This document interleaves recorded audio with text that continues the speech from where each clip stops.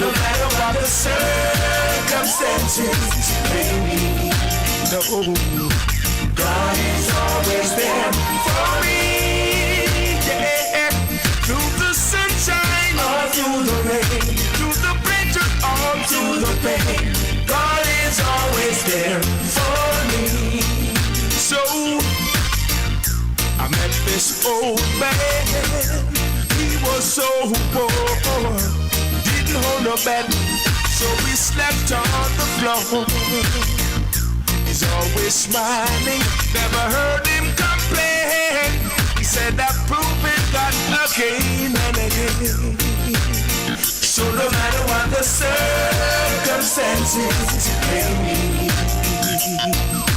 God is always there for me. Yeah. Through the sunshine or through the rain, through the pleasure or through the pain, God is always there for me. No matter what the circumstances may be, yeah, God is always there for me. Yeah. Through the good times or through the bad, through the happy times or through the sad, God is always there for me.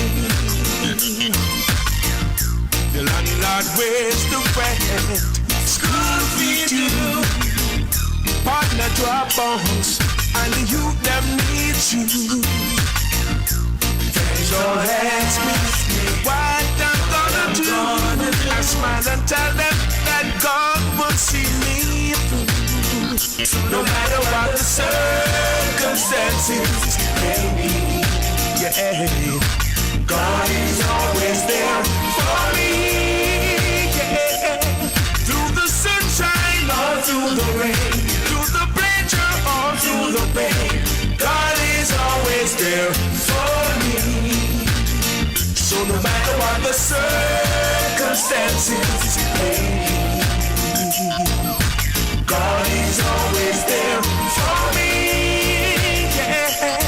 Through the good times or through the bad, through the happy times or through the sad, God is always there for me. I met this old man. He was so poor, he didn't hold a bed, so we slept on the floor. He's always smiling, I never heard him complain. He said I've proven God again and again. So no matter what the circumstances may be, God is always there for me. Yeah.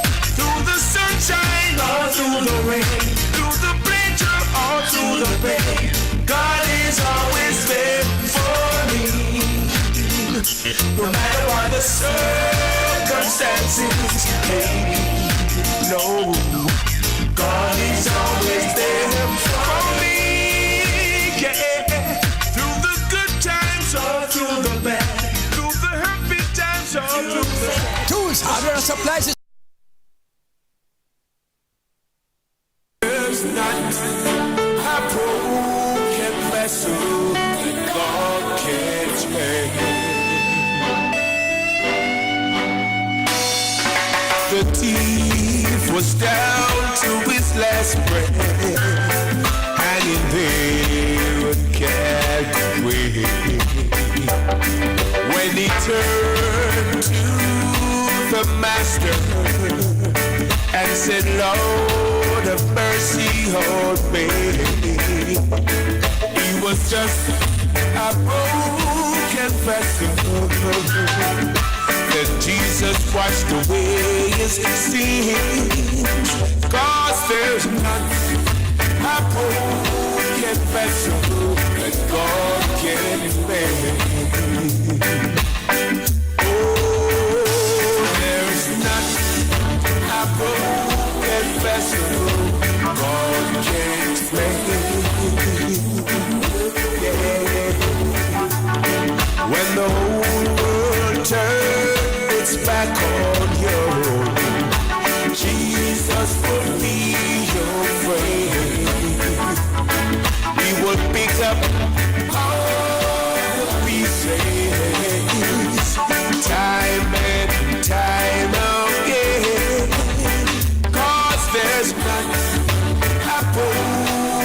vessel that God can't make. Lord Almighty, Jesus sees the potter, and we are just the clay. And even when the vessel is broken, He won't throw.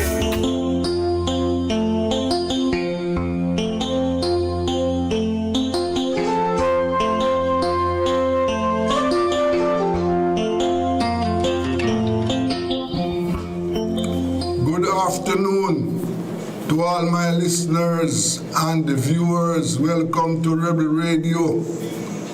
Yes, midweek Wednesday, and we have your programs lined up for you today. Yes, as you know, we are in Jamaica, we are in budget time. Yes, the government and the opposition are presenting the budget, debating the budget. Yes, what government is going to spend and how much it is going to collect this year, and the impact this is going to have on our lives. That is what is being done right now. Yesterday, the opposition leader presented his side, and I think tomorrow the Prime Minister is going to make his presentation. Well, we are going to look at what Mr. Mark Golding said yesterday, and you know what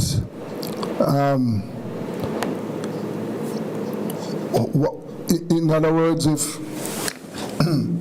what he said was implemented, how it would impact on the lives of the people. Because as you know, we are in very difficult times right now, very difficult and tough times. I have with me economist Ralston Iman, and he has been watching these things for decades. He understands what is being said and what is being done. Good afternoon, Ralston.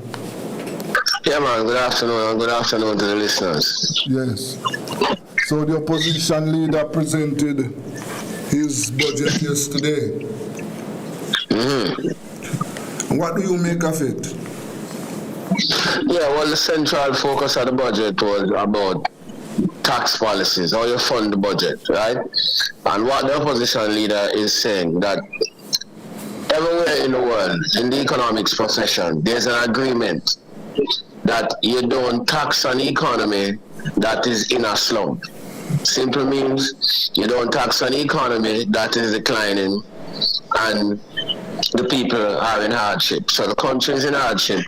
One, we just have the problem in relation to Hurricane Melissa, which wiped out a significant part of the country's infrastructure. We're talking about infrastructure, we're talking about the road, them, the bridge, them, the house, them, all of them stuff that were mashed up, right? It also resulted in losses because when the place lost the hurricane and the place mashed up, people can't do no business. A whole lot of people who everybody lose business because of the hurricane. The big business them lose money because place have to shut down, and liquor people them lose money.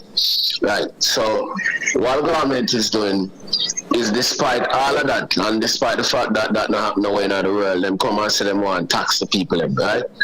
So the taxes that them are put on upon things that the people them use every day, because if they're not tax the things that the people them use every day, them now will be able to collect the money.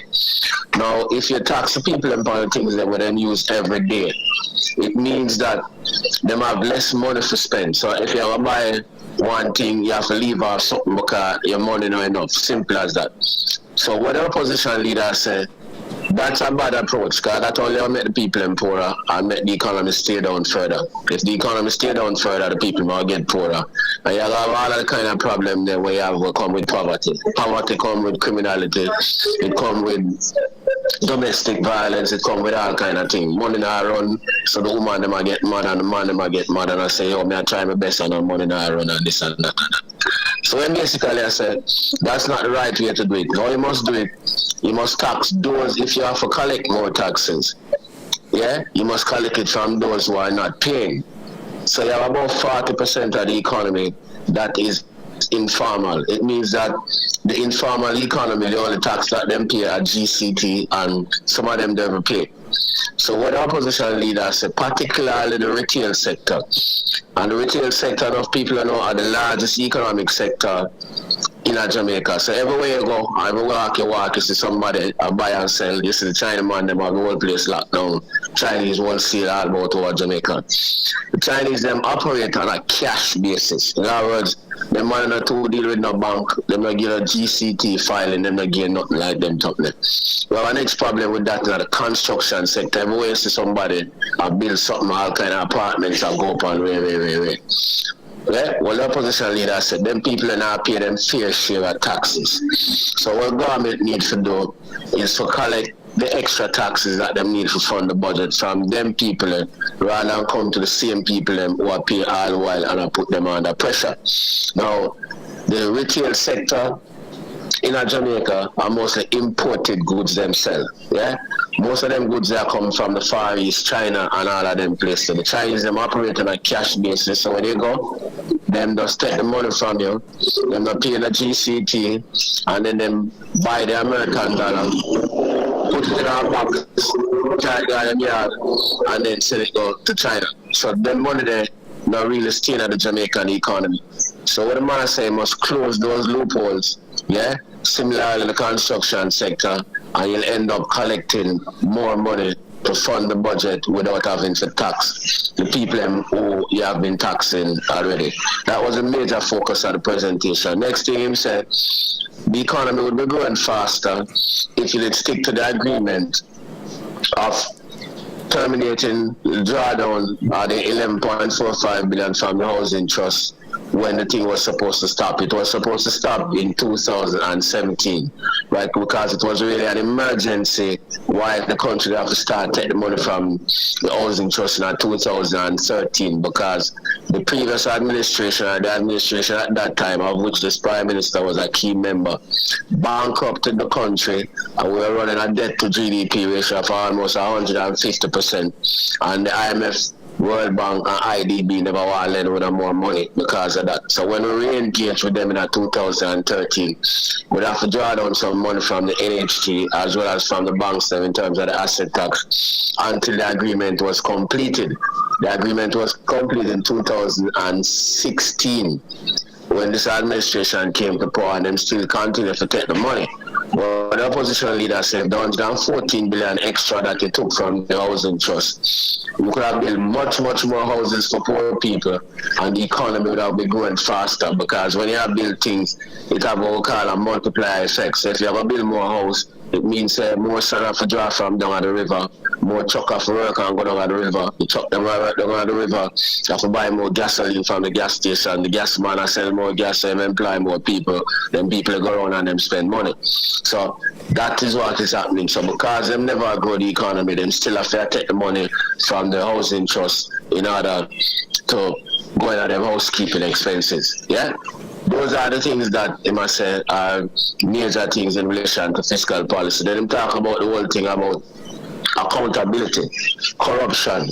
Because of corruption and mismanagement, a whole lot of money get wasted and get taken away. So if you look at the Auditor General's report and all of them things, so when basically I said, you shouldn't have to tax the people, and we have to plug them all, plug the corruption, plug the people who not paying the taxes and them things, and then you'll have more money to spend on the things that the people need to improve their life, like the hospital services, yeah, like the whole thing about centers for abused women, because all them things have increased now, because all them things get bad when people not have enough money, everybody just angry, and then you come down and put an additional burden on the people, and then we have the world crisis, we have to create another additional burden, so it's just burden all the way. So your job is supposed to lighten the burden on the people. So if you need more taxes, go to those who are not paying their fair share of the taxes and collect more from them. That's basically the summary of the presentation. Yes. Well, The Prime Minister is due to speak tomorrow, so let us see if he's going to accept some of those recommendations, right? He also spoke about the situation with you just slipped me. It will come back anyway. But overall, just to put in that one, the next thing where I waste money, we have a particular project which is described as the mother of all cost overrun, which is true. The Vital Carmel Regional Hospital, yeah? Yes. Yeah. One people know it started out with a budget of $2 billion. It was supposed to be done in 5 years, and we're going up on 11th year now, and we're going $26 billion, and we still don't know when the project is going to be over. Yeah, so all them to waste the country money and then come back and tax the people and stupidness. Yeah. He also spoke about the fact that the government did not, or has not to date, put in a plan to replace the withdrawal of the Cuban medical team. Yeah, which is again what's said, which is going to make the people life harder, because as I'm telling you, and as we know, we go and see when they go to the hospital, they see all of the people in the corridor sit down and them things, because certain basic social services are not available, certain drugs are not available. We don't have enough personnel. Most of our health personnel gone abroad because you're not paying them properly. Yes, then you're not show them no respect and all of them things. So when you send with 300 Cuban people, you create a big gap in the system, which means that poor people are going to suffer more. So in terms of the taxes, it reduces their nutrition, so them not eat right, and then when them got a doctor now with all of the sickness them where you get where you not eat right, you don't have enough medical personnel to deal with them. So more people are dead than them till if you put it straight up, yeah, because you don't have no plan for replace the Cuban personnel. Yeah. Yes, that is a serious issue, because I heard a massive problem. Yes, we know that while the Cubans were here, the health service was poor. So now that they are not, yes, it is going to put more pressure on the Jamaican people and those at the bottom, because we have to remember that those at the top, they can afford to private medical care. The politicians, which is very expensive. Yes, the politicians. Which is very expensive. Yes, the politicians have their health insurance so they can go abroad. All right. Yeah, man. So it is those at the bottom who are going to feel the brunt. Most. Yes. Yeah, man. Just like with the tax package. Yeah. Yes. He also criticized the Prime Minister for, decide to take his salary increase. The opposition leader said something that I didn't know, because I thought the increase started this year, but the opposition leader said that the payment start from September. That is just after the elections. Yeah, man. Yeah, and again, many people, that's a valid criticism, because many people on the street are looking on and I say, so the country basically bankrupt after Hurricane Melissa. Most of we bankrupt, and instead of showing some compassion, the government come with a tax package, and then the Prime Minister say want him full pay. So the people them see it as a lack of compassion, which is true, it's a bad signal. Yeah. Yes. Yep. Bad signal. Yep. No feelings for the people. Yeah. And Ralston, what is the latest on the price of oil and gas? The price of oil and gas soared again this morning because the Israelis and the Americans then blew up one of the biggest natural gas facility in the entire world. And the Iranians now say every oil facility in the Middle East is now a target. So both the American oil, which we price off, and the British oil, both of them up to this morning were trading over $100 per barrel. Yeah, higher oil prices means higher inflation. Higher inflation means higher interest rates, higher interest rates means slower economic growth and more unemployment. So the international situation had deteriorated.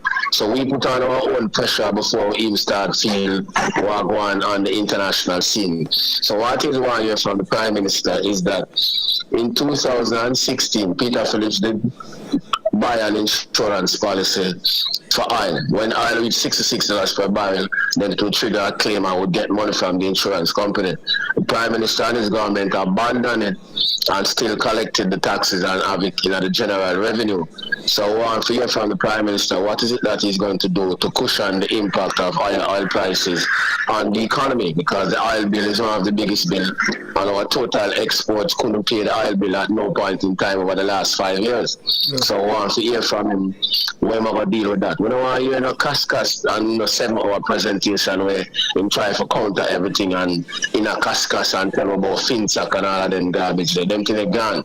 How you going to deal with the current situation, the impact of the tax policy on the people, and the impact of the global crisis on the people. Yeah, that one. Yeah. The other thing that the government could do, because one of the things that my listeners and viewers, I don't know how keen we pay attention to this, that oil is an item that is heavily taxed, Yeah, that's the point I'm making. So the $7 tax that was in. The government can reduce, in order to stabilize the price, the government can reduce some of the taxes that it is taking on oil, That's the point I'm making, but they are going in the wrong direction. They are imposing more taxes rather than reducing taxes, and that is why I said, I hear from him. But we have lost. We lost Ralston there. Yes, we have lost him there. But as he was telling us that, the government will have to do more to, reduce the taxes on the people. Let me try and reconnect with Ralston. We just lost him a while ago. So let me try and get him back. Yes. I don't know. Ralston? Yeah, I'm back. Okay, yes, right. Yes, so as you were saying that, the government is imposing more taxes. And the other thing that we would like to hear from the Prime Minister tomorrow, Ralston, is what the government is going to do to steer up the agricultural sector. Yeah, man. That's correct. Yeah, we are about food security, agriculture, because part of the problem with the global crisis, apart from oil, fertilizer prices also go up because most of the fertilizer comes from the Middle East too. So we want to hear what will be the incentives to agriculture to deal with food security. We also want to hear from him about this National Commission, NARA, the system, the body that him said that will be used to deal with the recovery of the Western parishes based on what happened in Melissa. 3 months now, I'm talking about NARA, and there's nothing in Parliament about the creation of any NARA. NARA no staff, NARA no chairman, and as a result of that, nothing is happening in the Western parishes. So I want to hear from him what is happening with NARA and what is happening with the rehabilitation of the Western parishes. Because we need to get those parishes up and running properly if we're going to accelerate economic growth. So those are the things that we want to hear from him. Certainly, because so far, the only thing that I heard and is aware of that the government has started and to make the donations to the people to repair their roofs, right? Precisely, that's all. Yes. But in terms of the reconstruction, of the Hanover and Westmoreland and St. Elizabeth. Correct. Yes. We When I talk, Nothing is happening. no, when I talk to people in St. Elizabeth, the parish is still, Black River is still dead. A few businesses are open, but most, yes, people are still waiting to see what is going to happen. Yeah, man. Yeah, man. So we, those are things that to focus on. yes. And do you think the other thing that the leader of opposition spoke about the reduction in crime, which all right-thinking Jamaicans are in support of that murders have gone down. Crime is going down. Yeah, man. Yes. But we are also concerned about the number of police killings. We want something to be done about that too. Yeah, man, clearly. Yes. That can be the strategy where is the El Salvadorian model where, we have these questionable levels of police killing. That is suppression. Yeah? That is not crime management, that is crime suppression. So I want to hear from the Prime Minister what is going to be done about that and the economic opportunities that will be made available to the youth so we have a sustainable reduction in crime. Yeah, because the tax policies will make it harder on the youth to survive. Yeah. So it can be that in order to solve crime now the police have carte blanche just go around and shoot man and them things can't work. But Ralston, what are your expectations? Do you expect the Prime Minister to change course, or from what you know and what you have seen, that they are going to continue on the path that they have taken? No, man, not never change, man. I'm not talking for 7 or 8 hours and I can try and mock everything what the man say and contradict everything what the man say. I'm not going to take a big and mature approach and say, yeah, we have a national crisis, we need national unity. So some of the things that the leader of the opposition say, we're going to deal with them in the interest of the people. I get that from him. Yeah, man. So we don't really expect nothing more than the 6-7 hours with a long talking and man up the this and them thing there. That's not that well get. Yeah. So yeah, man, we don't have no great expectations. Yeah. So the Jamaican people, we all have to brace ourselves for tougher times. Tough times ahead, yeah. Tough times ahead, man. Tough times ahead. Yeah. Nothing ever change. Yeah. Yeah. Tough times ahead. So people just have to get wiser and get smarter and say, yo, this thing now work out, and there's some ego tripping thing the man them depend. Yeah. We now have no sense of national unity, so them life now will improve. Yeah, so them have to start think more carefully how they move and how them do everything conserve and become more united and all of them things there. Because how them set it, when they go forget some food, as Bob Marley say, brother gonna be an enemy because everything's scarce. Yeah, and you can see it on the ground and you can feel it. So the people them can just look on how them live now and see what is to come if things are changed. Yes. Man. That is something that we have to be concerned about, Ralston, because we are right now as we speak, we are living in very tough times. And tough times, and the taxes are kicking in. The taxes are kicking May 1. Yeah, some of them are kicking later this month.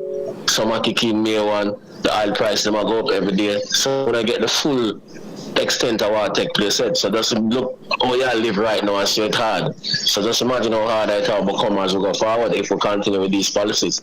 Yeah. And if the Americans and the Israelis continue with the same stance that they might take internationally, because this thing is hurting the international economy. Yeah. Just remind my listeners, remittances, it went up last year or it went down? I'm glad to say the net amount that we get, because people don't understand. You have money will go out and money will come in. So 3.5 billion go out, come in, but 238 million go out. So in terms of the net amount, it was below the previous year. In terms of the contribution to GDP, it fell from 15.8% in 2023 from 15.3% in 2024 to 14% last year. So the contribution of remittances to the economy declined, and that is going to decline even more as the cost of living go up in America, because once the oil prices them start go up in America, you hear the people in my ball already. Yeah, it means that the cost of everything start go up. It was high. We're building them America now have the amount of money that them have before send come back as we go forward and as these things continue. Yeah. So that is going to be, yeah. That 200 and odd million that went out, that is company profits and all that. No, those are things that people who have them people abroad and have them pick them school of foreign and them things they sell out and them things. The company profits going in a different category in the balance of payments. Okay. Yes. Well, Ralston, let us see what is going to happen. We can, as you said, warn the people that they will have to brace for tougher times. Yeah, man. Yes. Thank you. I'm coming united and stop killing them. Yeah, stop killing them one and them thing because and I'm bridging beside it because the thing. This thing is a big international thing, and the government of Jamaica are playing them role by going with the international trend that take place. Yet when I said the war made the whole world harder, and then the government with its tax policies and bad policies make it harder for you in Jamaica. Simple. Yes. Thank you very much, Ralston. Have a good day. Yeah, man. Bless you, brother. Bless you to the listeners. Yeah, man. Okay. Yes, that was economist Ralston Hyman there, keeping us abreast of the opposition leader's presentation and, telling us what we should expect this year. Very tough year. This is Rebel Radio. Let us go for a break.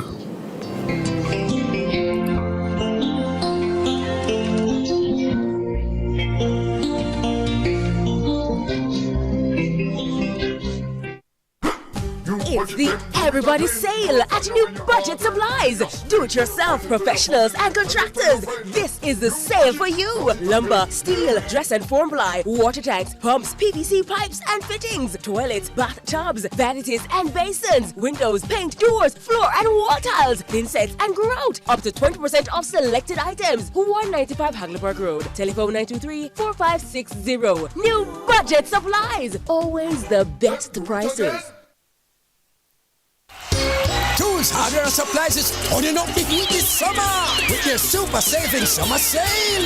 Prices are slashed on everything you need to fix up your home. Beautiful tiles, sleek doors, top quality windows, modern sanitary ware, exclusive flooring, and more. At Tools, hardware, and supplies, we have you covered for the summer. So come visit us at 279 Spanish Town Road, 4 South Camp Road, 8 Red Hills Road, or online at toolsja.com. Tools! The Lion King of Hard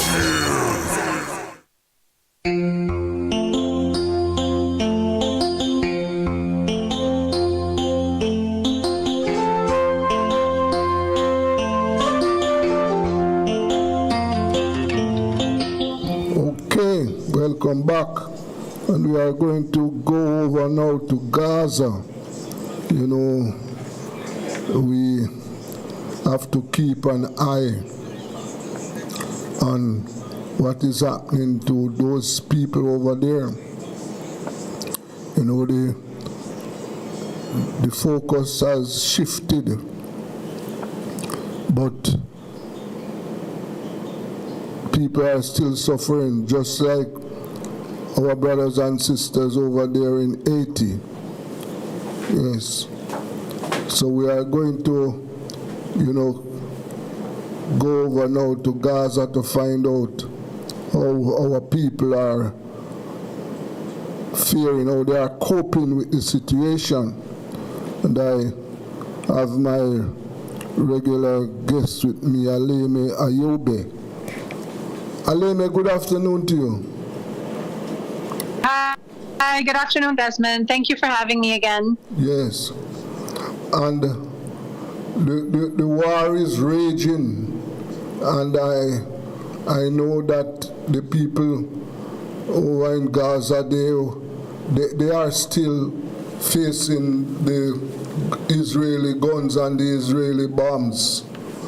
What is the latest?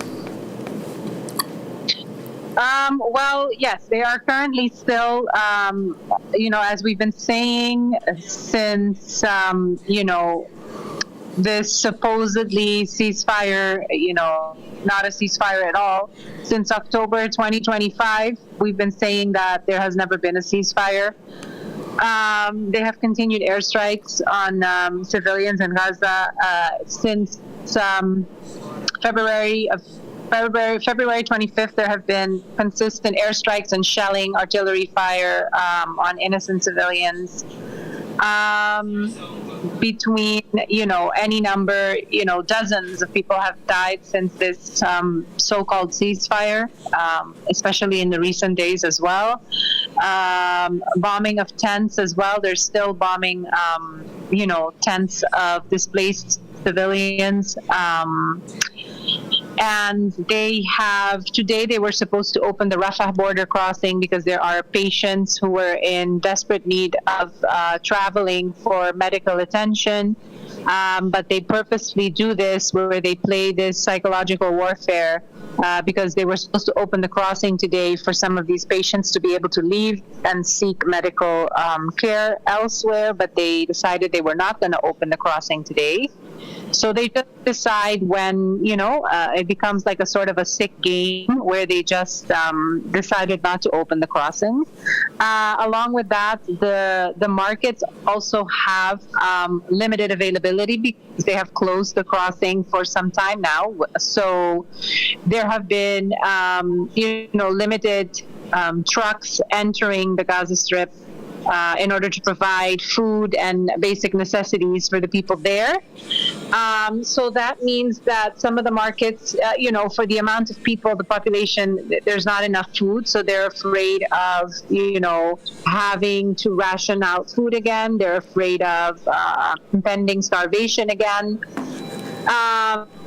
And whatever is available, because it has become so scarce and there's limited availability, the prices unfortunately also skyrocket. So now things, regular food items cost, twice or triple the amount that they used to, which means that's devastating to people there because they don't have steady incomes. They rely heavily on donations and that help them provide food for their families. So there is still no relief in sight. All of this as they await to welcome their religious holiday of Eid al-Fitr, which is coming up. It marks the end of the fasting month of Ramadan. And this is coming up on Friday. So they really are trying to do the best they can to be able to celebrate their holiday on Friday with the little means that they available and under the dangerous circumstances. Well. It's very, very difficult. And the Israelis are still not allowed tents and, houses to be to come in for the people who are shelterless. No, definitely not. They have not allowed, even though those are available at the border to enter, the homes that they were wanted to bring into the Gaza Strip for people who are living in tents. The other day, last week, it was a couple of days ago, I believe it was over the weekend, there was a sandstorm, so a lot of people, had to face that, difficult situation with the heavy winds. A lot of tents were blown away again. The air quality was horrible because of the sandstorm. People were finding it hard to breathe. And all of this could be preventable if they allowed these homes to come in, these mobile homes that are ready for people. But they don't, unfortunately, they don't allow them in, no. Wow. And I can well imagine that the medical situation is still very poor for hospitals. Hi, Desmond. I'm sorry, did I lose you? No, yes, I'm saying that I can well imagine that the medical facilities are still very poor, so it is difficult for people to access medical care. Ayobe? We're having some phone issues, and I don't know. Ayobe, are you there? We have lost Ayobe. I don't know what is happening to my phone system, but we just lost Aleme. Let me try and get her back. As I said, the phone system is, Aleme, you are back? Yes, I think I lost you. Maybe we were disconnected. Yes, we were. And Okay. I was making the point that it is still difficult for the people to access medical care. Yes. Yes, because they have still not allowed. Again, there are people unfortunately dying from, medical needs that are completely preventable. Dialysis, basic treatments that could be preventable by providing the medical aid necessary, or for even granting them the safe passage to cross the Rafah border to go to another country that would provide this care. They explicitly do it so that as a form of collective punishment to prevent people from receiving this aid. Wow. Boy, it is really... What has happened, I remember that earlier this year, that the Israelis were, they had indicated their intention to shut down some of the agencies that were working with the Palestinian people. That is correct, yes. Yes. They did? They did? Yeah. They did block. I haven't checked lately what has happened, but I do know that Doctors Without Borders, so MSF, has been requested to leave. I haven't caught up recently to see if they already left. I have heard that because the MSF is, composed of various different parts, the organization. There's the Belgian affiliate, there's the French. There's some of them were forced to leave because they refused to submit to the Israeli government their list of employees, and so they were then requested to leave the Gaza Strip. They could not continue offering medical assistance to the healthcare professionals there. I haven't followed up lately to see how many of them have left, but I do believe some of them have already left. Yes. Yes. And Aleme, I can well imagine that for as it relates to the children now, that do you know if any schools are operating in Gaza now? Schools as we know it, no, but I do actually have a friend of mine that I actually became friends with her throughout the course of the genocide. I met her online through Instagram. She is originally a teacher, but she has done various, made cookbooks and things like that in order to sell and make money for her family. And so she recently has opened a school. It's called Amal al-Mustaqbal. And I'm grateful to see her progressing with that. It's in the north of Gaza. So she has opened a school. It started off in tents. Very basic, but now she has managed, with the help of donations and people who contribute, she's managed to find a location, an actual building to place her school there, and it has been growing, and I'm grateful for that. I can always send you the link, but if people look her up, it's called, so her Instagram page is Amal al-Mustaqbal. Her name is Mona Al-Zayed. And people can donate through her link there. She has a chef link. And with donations, she has managed to provide education to a group of children in the north as best as possible. She hired a couple of teachers who currently did not have a job, and with the money donations, she manages to pay them, a humble salary so that they continue feeding their families as well. So, amongst teaching children and offering psychological and emotional support, she also helped the couple of teachers that work with her financially so that they can provide for their family. So I believe this is the only one that I know of, but I think there may be more in different parts of Gaza. But this is the one that I know personally. And I think a lot of people will continue doing the best they can to offer children some sort of education as they try to put their lives back together. That's very good news, very good news. And I think the last time we spoke, there was also an issue with water. It was difficult for people to access clean water. Yes, that is still the case, but also thankfully with the help of Elna, it's an organization that establishes desalination plants. They currently have a desalination process and plant, and they also rely heavily on donations.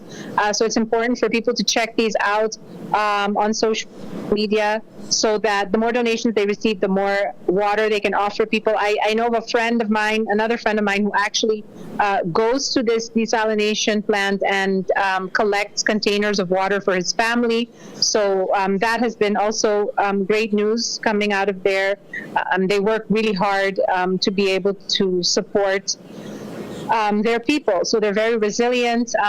They do count on us to help them. So the organization is Ilmi Ilna Ilak, which means whatever is mine is yours and ours. And they have been doing their best to provide clean water for people in Gaza as well. Yes. But in general, there is a lack of water, yes. Oh my, yes. And tell me something, Aleme. Is it that people in Gaza, there are still many people who are homeless? I mean, there are people who are, sleeping outside? Oh, of course. The majority of the population are living in displacement tents, and these tents are not very sturdy. So the majority, I don't know exactly the percentage, but the majority of them, because their homes have been completely demolished, they live in tents outside. Some of them, if don't have, they live in the street, unfortunately. So that is very much the case still. That has not changed. Wow. Boy. That is very distressful. And earlier on you mentioned that the prices of goods and services, including food, has gone up. And yeah. And then it must be difficult because I would imagine that the vast majority of people in Gaza, they are not working, and therefore they have no access to income. That's right. So with the prices of goods and services going up, it must be difficult for them and they rely. So basically, the food that is available is not nutritional food. It's canned items. There's a lack of vegetables or protein, meats, things like that. So they have to rely on, eating a lot of canned foods and things like that, which does not have a lot of nutritional value. Mm-hmm. So there's a lot of malnutrition as well. Wow. Very, very terrible. And I can really imagine that the children and senior citizens, they are vulnerable. Yes, that's right. They are the ones who are the most vulnerable. Desmond, I'm so sorry, but I have an urgent call I need to take, so I'm going to have to let you go. All right. I hope that we can another time, but I really need to take this call. Okay, thank you very much, Aleme. Thank you, Desmond, for always shining light and always bringing this up to the forefront and sharing and spreading awareness of what's going on. Okay, thank you very much. Thank you. Yes. Okay. That was Aleme. Bye.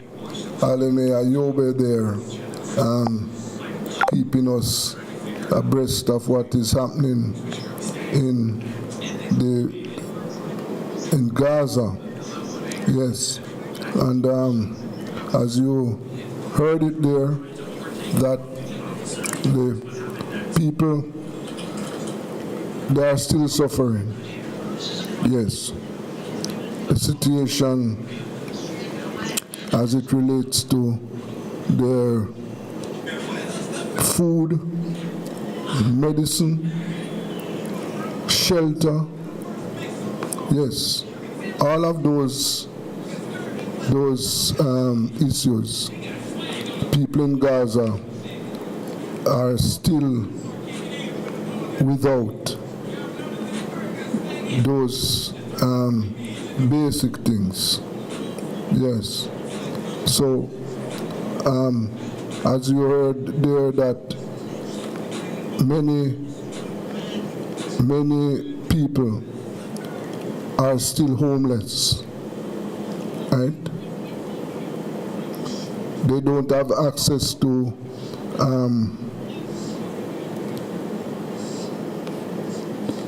medicine. Yes. They don't have access to, they are not working, so it is difficult for them to acquire food and other basics, right? Because of the fact that, and as you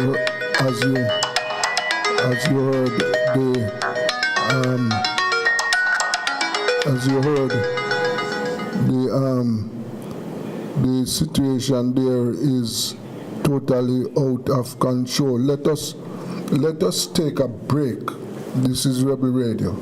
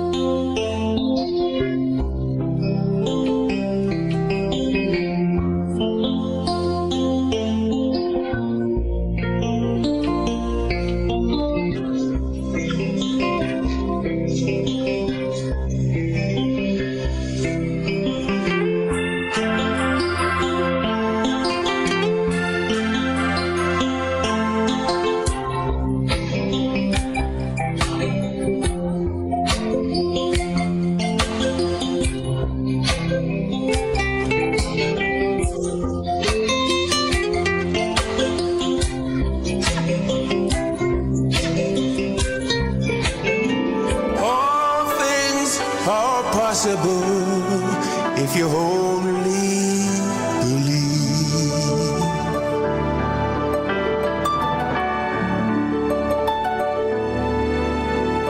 Sitting at home, all alone, wondering what tomorrow may bring.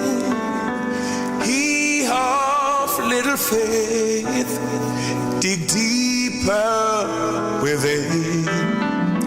Healing the sick, He raised the dead, He walked on the sea. He worked miracles if you only believe.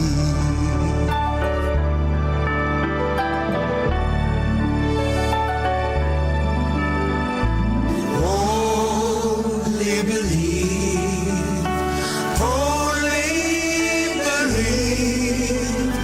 All things are possible if you only believe. Only believe, only believe. All things are possible if you only believe.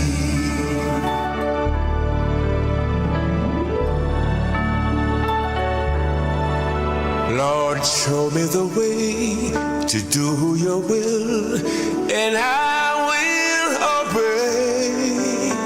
I want to be your servant. On my knees, I pray. Lord, give me strength to carry on. Please lead the way, because I believe.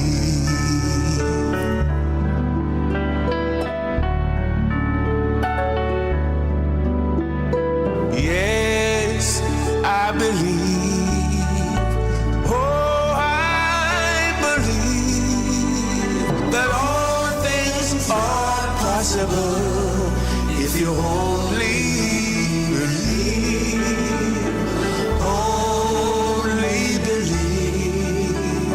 Only believe. All things are possible if you only believe.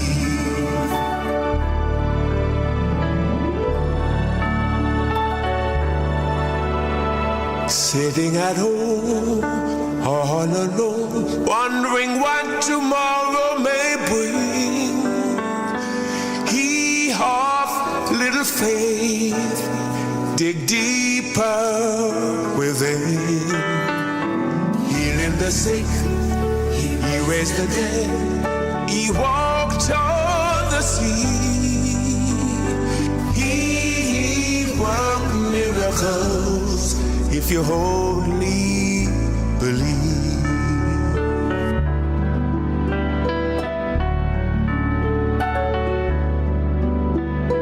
Only believe.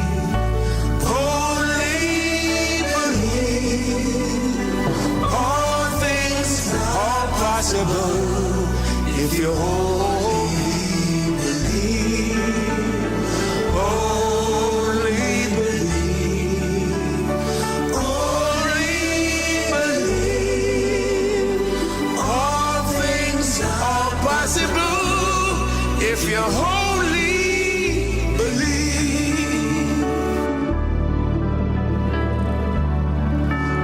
If you only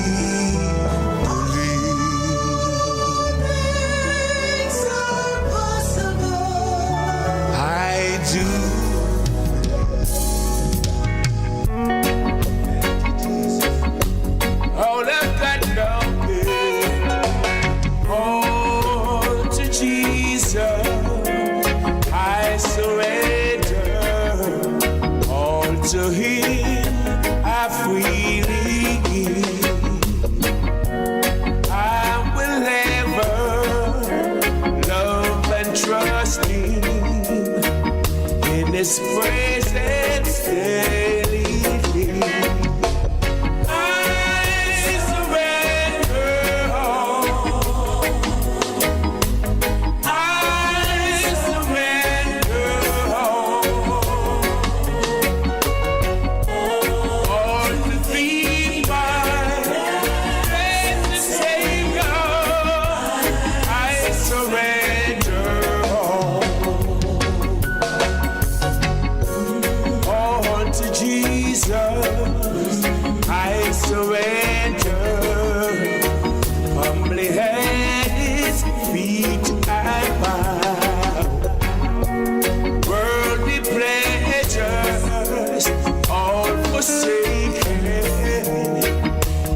Jesus, take me now. I surrender all.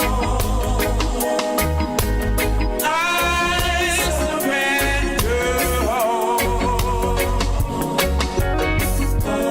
All to be my blessed Savior. I surrender all. To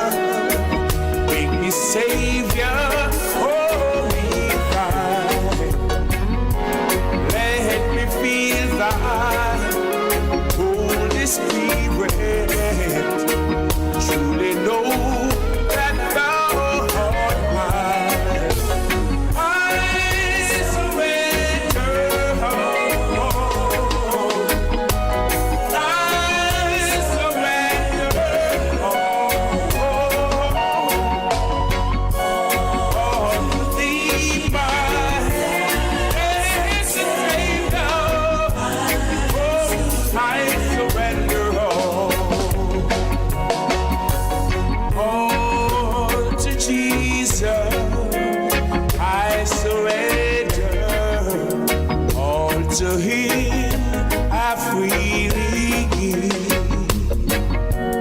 I will ever love and trust Him in His presence daily. It's the Everybody Sale at New Budget Supplies. Do-it-yourself professionals and contractors. This is the sale for you. Lumber, steel, dress and form ply, water tanks, pumps, PVC pipes and fittings, toilets, bathtubs, vanities and basins, windows, paint, doors, floor and wall tiles, thin sets and grout. Up to 20% off selected items. 195 Hagleyburg Road. Telephone 923-4560. New Budget Supplies. Always the best prices. Tools, hardware, and supplies is turning up the heat this summer with their super saving summer sale. Prices are slashed on everything you need to fix up your home. Beautiful tiles, sleek doors, top quality windows, modern sanitary ware, exclusive flooring, and more. At Tools, hardware, and supplies, we have you covered for the summer. So come visit us at 279 Spanish Town Road, 4 South Camp Road, 8 Red Hills Road, or online at toolsja.com. Tools! The Lion King of Hard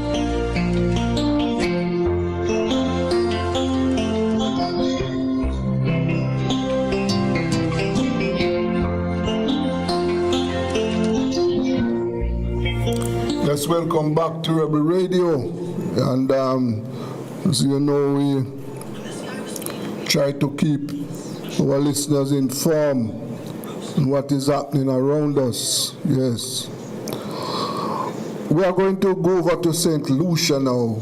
You know, as we in the Caribbean, we at Rebel Radio, we maintain that in the Caribbean we are one people.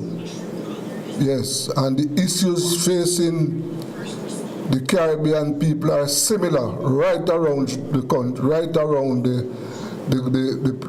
islands. Yes, similar problems. I have with me now Mr. Dominic Fiddy, and I'm going to ask him to introduce himself to my listeners and viewers. Good evening, Mr. Fiddy. Hi, how are you, my friend? I guess I should start with being the former Minister of Tourism for St. Lucia, the current Deputy Leader of the United Workers' Party. We are the main opposition here in St. Lucia. And yeah, that's me in a nutshell. Right, sir. Yes. And tell us what is happening in St. Lucia right now. I know, for example, recently the Prime Minister indicated that he was asked by the U.S. government that he should cease the training program between St. Lucia and Cuba. But what are the main things happening in St. Lucia right now? Yeah, Desmond, do you mind repeating that? Because I lost you for a moment. Yes. You said the Prime Minister was asked by the U.S.? Yes, to cease that medical program, training program. And I know that... Or the Cuban program. Right. Yeah. Yes. But I was asking, you know, as we speak, what are the main things happening in St. Lucia at this time? Well, we have a major water crisis affecting the north of the country. It is not for a lack of rivers and so on in St. Lucia, but really it's a mismanagement over the past 5 years by the current regime of our water infrastructure. Our main catchment here being the John Compton Dam provides about 60% of the population with its water supply daily. But the management of this facility was allowed to deteriorate. And because of that deterioration, what has happened, we have seen a significant loss in the capacity of this facility. So many residents of the north of the country, if you know our capital well, Castries and Gros-Islet, which is like the tourism capital, sort of like your Montego Bay. These areas are affected, and naturally hotels, cruise ships, and all those will be affected by that supply. We have actually now decided that we were going to import some water from neighboring Dominica. Wow. That's how grave the situation is. Yes. But of course, this has really incensed a number of St. Lucians because they feel rather put off by this, that one has to import water from Dominica. As well, Desmond, a big issue here for us is recently having lost our visa-free access to the UK. So we have a citizenship by investment program, as you would know. Yes. And that program is run by 5 different islands in the Caribbean, St. Lucia being among Antigua, Grenada, Dominica, and St. Kitts are the other 4 countries that run this program. Basically what it does, it allows very wealthy individuals abroad to invest monies into a program and they get a St. Lucian passport. There are many pathways to citizenship, but the investment amounts now, it used to be $100,000, but because of the checks and balances and the international pressures, all of these countries would have had to harmonize. I beg your pardon. Would have had to harmonize their minimum investment thresholds. That is now put it somewhere in the region of about 200,000 being the minimum amount that one can invest. However, we have been under significant pressures from the U.S., who recently barred St. Lucians from applying for immigrant visas, what is called the green card.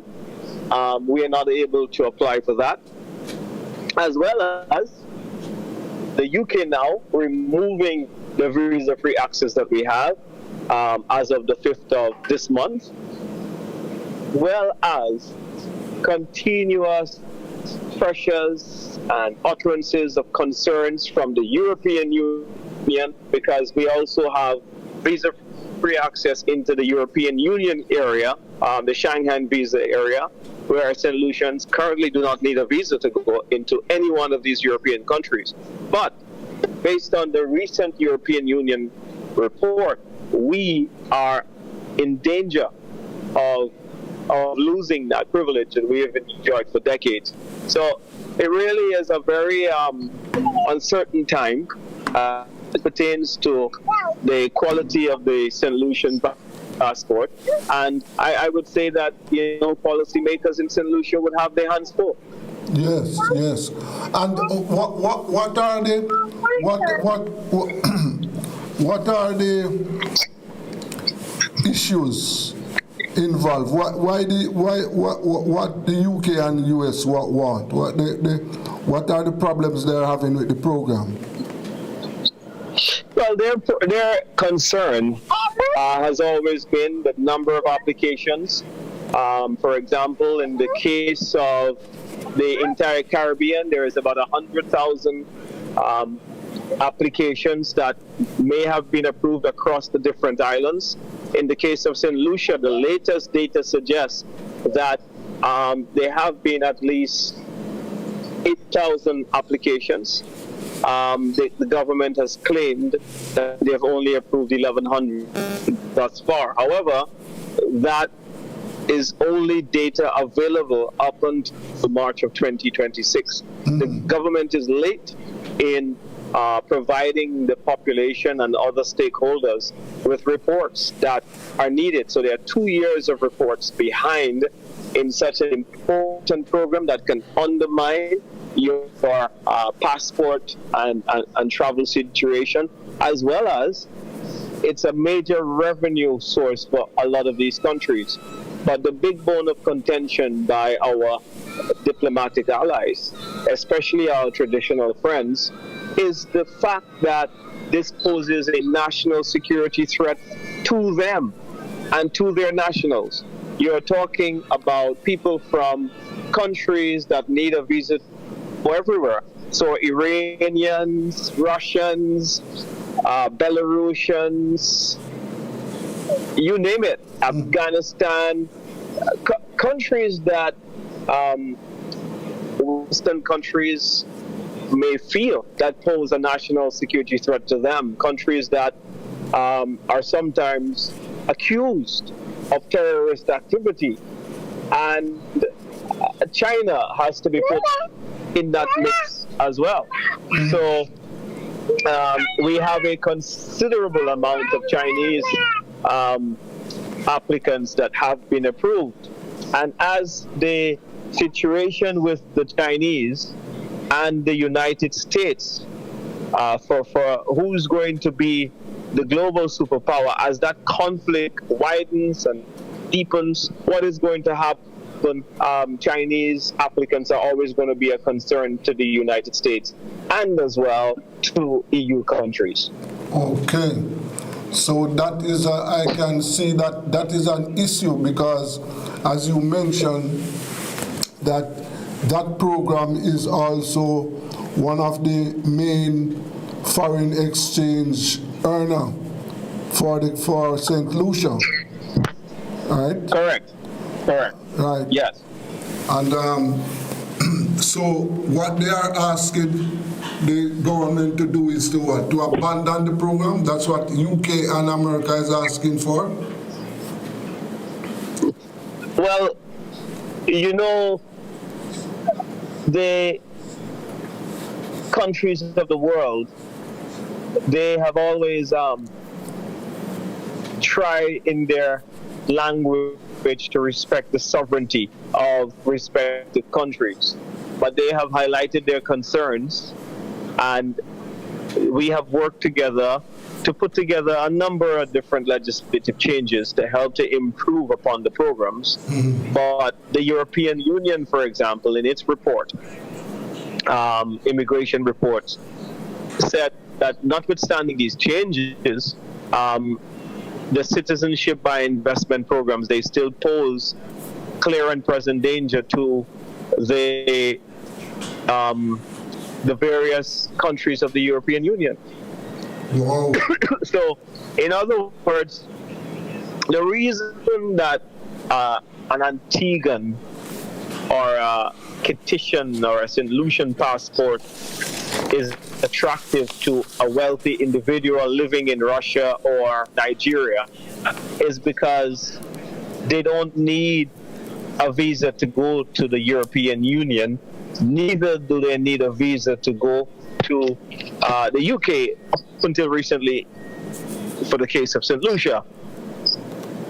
That being said, I must tell you that if we lose the visa-free access, then the program is dead.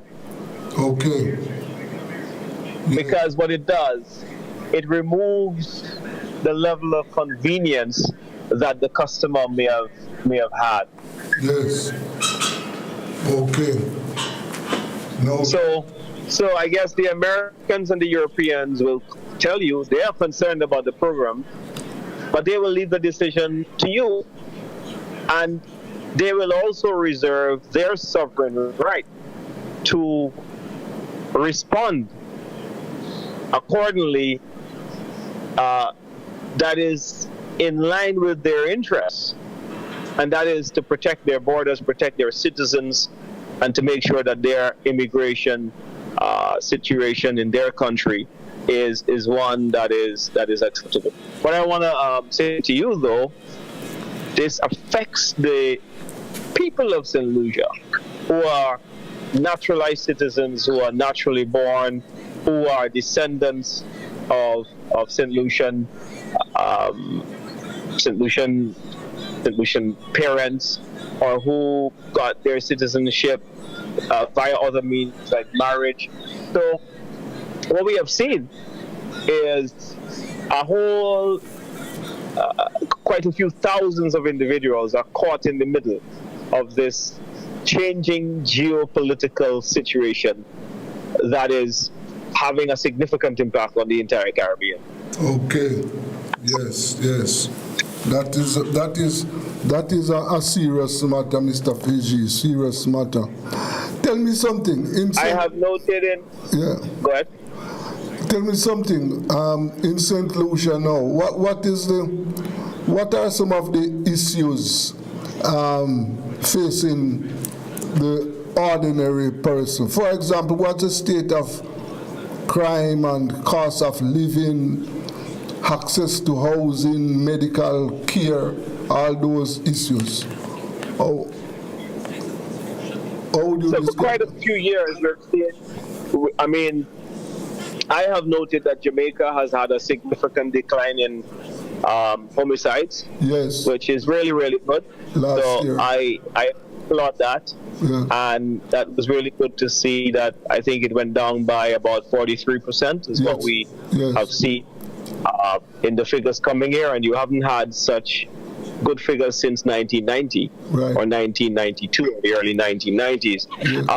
In the case of St. Lucia, it's going in the other direction. We're seeing an increase in homicides and violent crime, mostly among young people. Wow. We have a prevalence of gangs in the country that are just creeping up, whether it's in urban areas or rural areas, and that's a threat to our national development that we must look at very carefully and pay close attention to.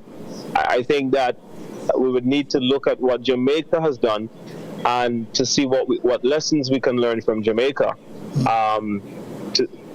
because I'm quite impressed by how you have been able to reduce the level of homicides in your country by such a significant amount. It is an incredible feat, and congratulations to the government and the people of Jamaica. Now, so youth violence is certainly a crucial one.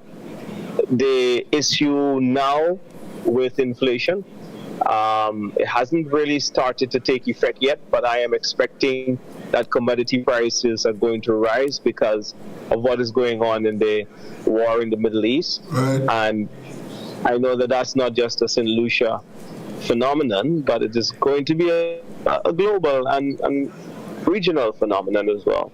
So we've all got to safeguard ourselves and preempt.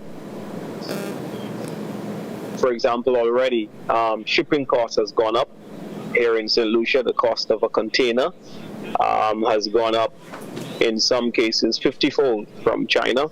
So that is going to be passed on to consumers who are buying commodities from the merchants here in St. Lucia. So we've got to preempt this and be ahead of it with some very creative policy that will help to reduce the blow that the people of St. Lucia feel. I want to also look at the issue of, well, I mentioned the water situation. I think earlier you alluded to the Cuban doctors. We're also under significant pressure, like you in Jamaica, to amend our program or to review the Cuban Brigade medical program, which we've had for many, many years, and been a tremendous help to a shortfall that exists in our healthcare system. Although the Cubans are with us, we still have a significant of ground to cover in the healthcare sector, where the supply is way below the services that are demanded. So that creates a deficit, if you will, in terms of the supply of healthcare to our population. Where the supply is available in the private sector, it is often out of the reach of many low-income families, and that is not a good situation. Our government, in the last election campaign, which would have been held in the months of November, we had elections in December 1. We promoted the idea of a national health insurance, which was going to leverage the insurance industry to help finance some of the healthcare cost that the government cannot otherwise raise through taxes or other sources. So we are here battling like every small Caribbean country to keep our heads above a changing geopolitical climate. Yes, sir. I can well imagine that, things are getting tougher for the people. Yes. And yes, the government was just re-elected. So the opposition now is. What is the mood of the opposition right now?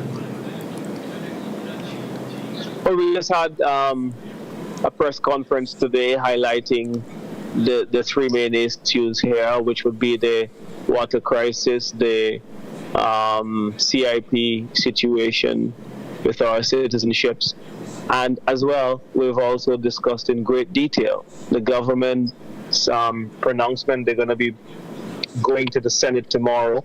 We have a debate about a number of different bills, which accumulates to about $600 million in local currency in loans, which is a significant sum. They are going to carry up the debt, I think, to over $5 billion. So it's a massive amount of money. And we are extremely concerned by the borrowing that this government continues to do and continues to leave on the backs of the people of St. Lucia. Yes, sir. Is it budget time in St. Lucia? It is. Our estimates will be laid. Our financial year normally ends on the 31st of March. Yes. So the estimates of revenues and expenditure will be laid, and I expect the appropriation bill to be held sometime in May. Yes. I can well imagine. Yeah. Yes. So, as we speak, and you say that cost of living is going up. Like most of us, isn't that the case? Our government did the most outrageous thing. Following the global inflation crisis, which would have hit the world in the aftermath of COVID-19, our government undertook to legislate a new tax in the middle of the crisis, which we find regrettable here in St. Lucia. So we are extremely perturbed, and we feel that this is the wrong policy. And I think life has become that much harder for many St. Lucians who have had this rather difficult thing. Yeah. You're still there, Mr. Fiddy? What's that? Oh, no, I thought I lost you, but you're still there, yes. So you say life... I am still here, yes. Yes. So you say life is difficult. Now, as it relates to, let me touch one point here. Chris, in St. Lucia, what is the housing situation like in St. Lucia? Do you have landlessness in St. Lucia? It's a small country, but I don't think we've run out of land just yet. It's becoming more and more expensive because we are a tourism-based economy, and as you have tourism enclaves, lands that are near to or within the vicinity of will always be inflated because of the economic activity that is taking place around it.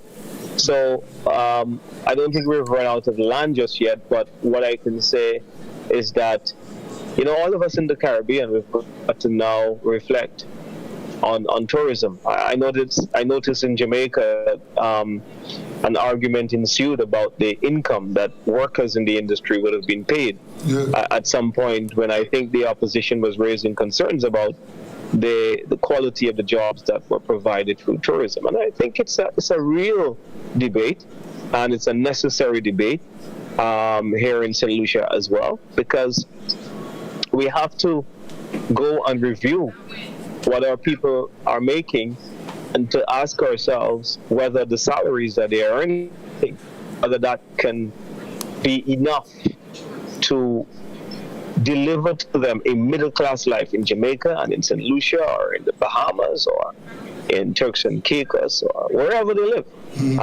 I think we run these economies and we set policy that should always benefit the people of respective countries. So for me, there, I would say that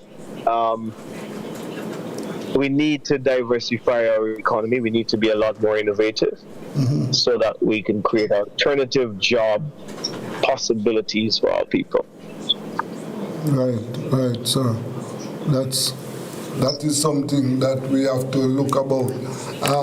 But no, when I said landlessness, I didn't mean St. Lucia running out of land. What I meant was that the people in St. Lucia, in other words, do you have squatting in St. Lucia?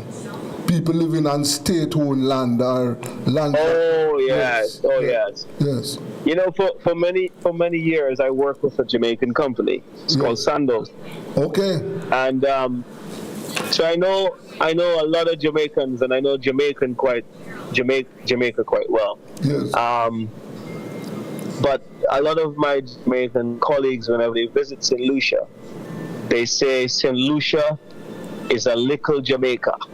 So, yes.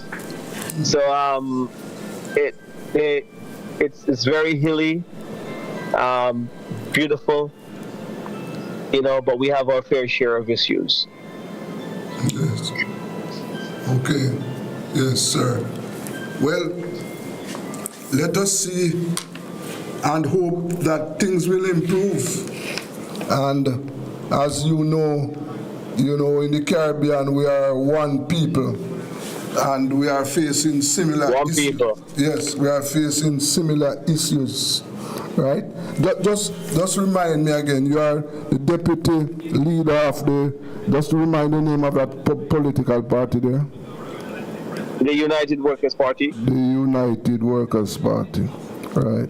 Yeah. Yes, so let us hope that things will improve, and we have to look out for each other, because as I said, we are facing similar issues. I want to thank you very much for your time this evening, and let you know that, let us say, to be continued, because these are issues that we have to keep on the front burner, because these are the issues affecting the lives of the people. So thank you very much for your time this evening, sir. Good to be with you, Desmond. Okay. That was Mr. Dominic Feedy there, former tourism minister and deputy leader of the United Workers' Party in St. Lucia. And yes, you heard him there keeping us abreast of what is happening over there in St. Lucia. And as I mentioned that, you know, the issues facing us in the Caribbean are similar. Yes, similar.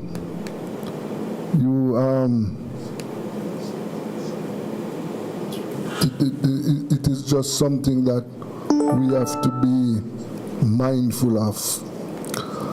All right, this is Rebel Radio. Let us take a break.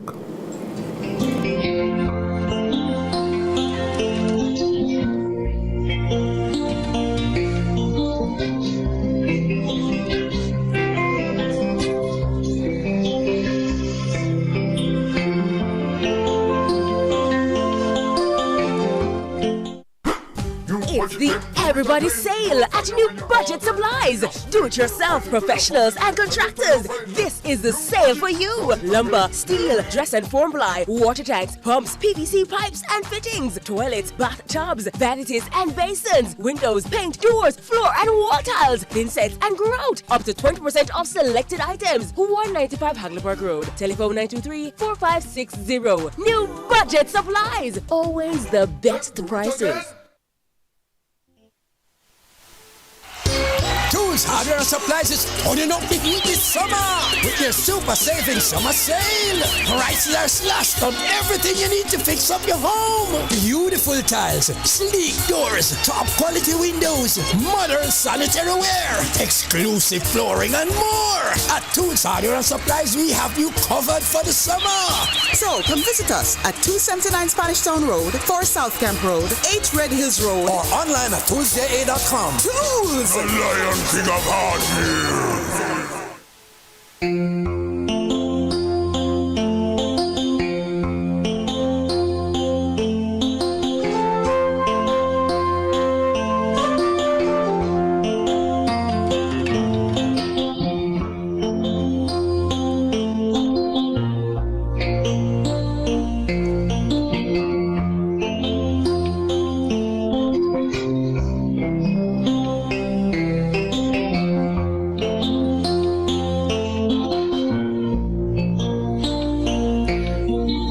Welcome back to Rebel Radio, and we are going to look now at, you know, the impact of the war on our region.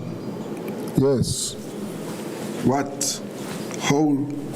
how we are going to manage. And I have with me Dr. Mark Rippon, yes, out of Guyana, and Mr. Gerald Pereira. Gentlemen, good afternoon to you. Good afternoon, Richardson. How are you? Yes, sir. I am supposed to be okay.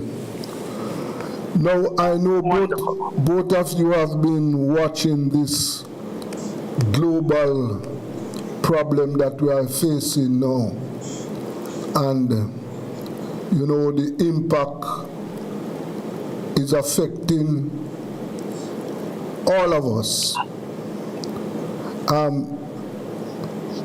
Dr. Curtin, when you look, based on what you have seen, what do you make? How do you think this war is going to affect us? Well, in the first place, I think that, and thanks for having me, I think that the war was ill-conceived, basically. I saw where there were attempts being made at some form of negotiation in the, in that region. And I feel that with the ill-conceived notion, as I call it, that it will end quickly, I don't see it materializing.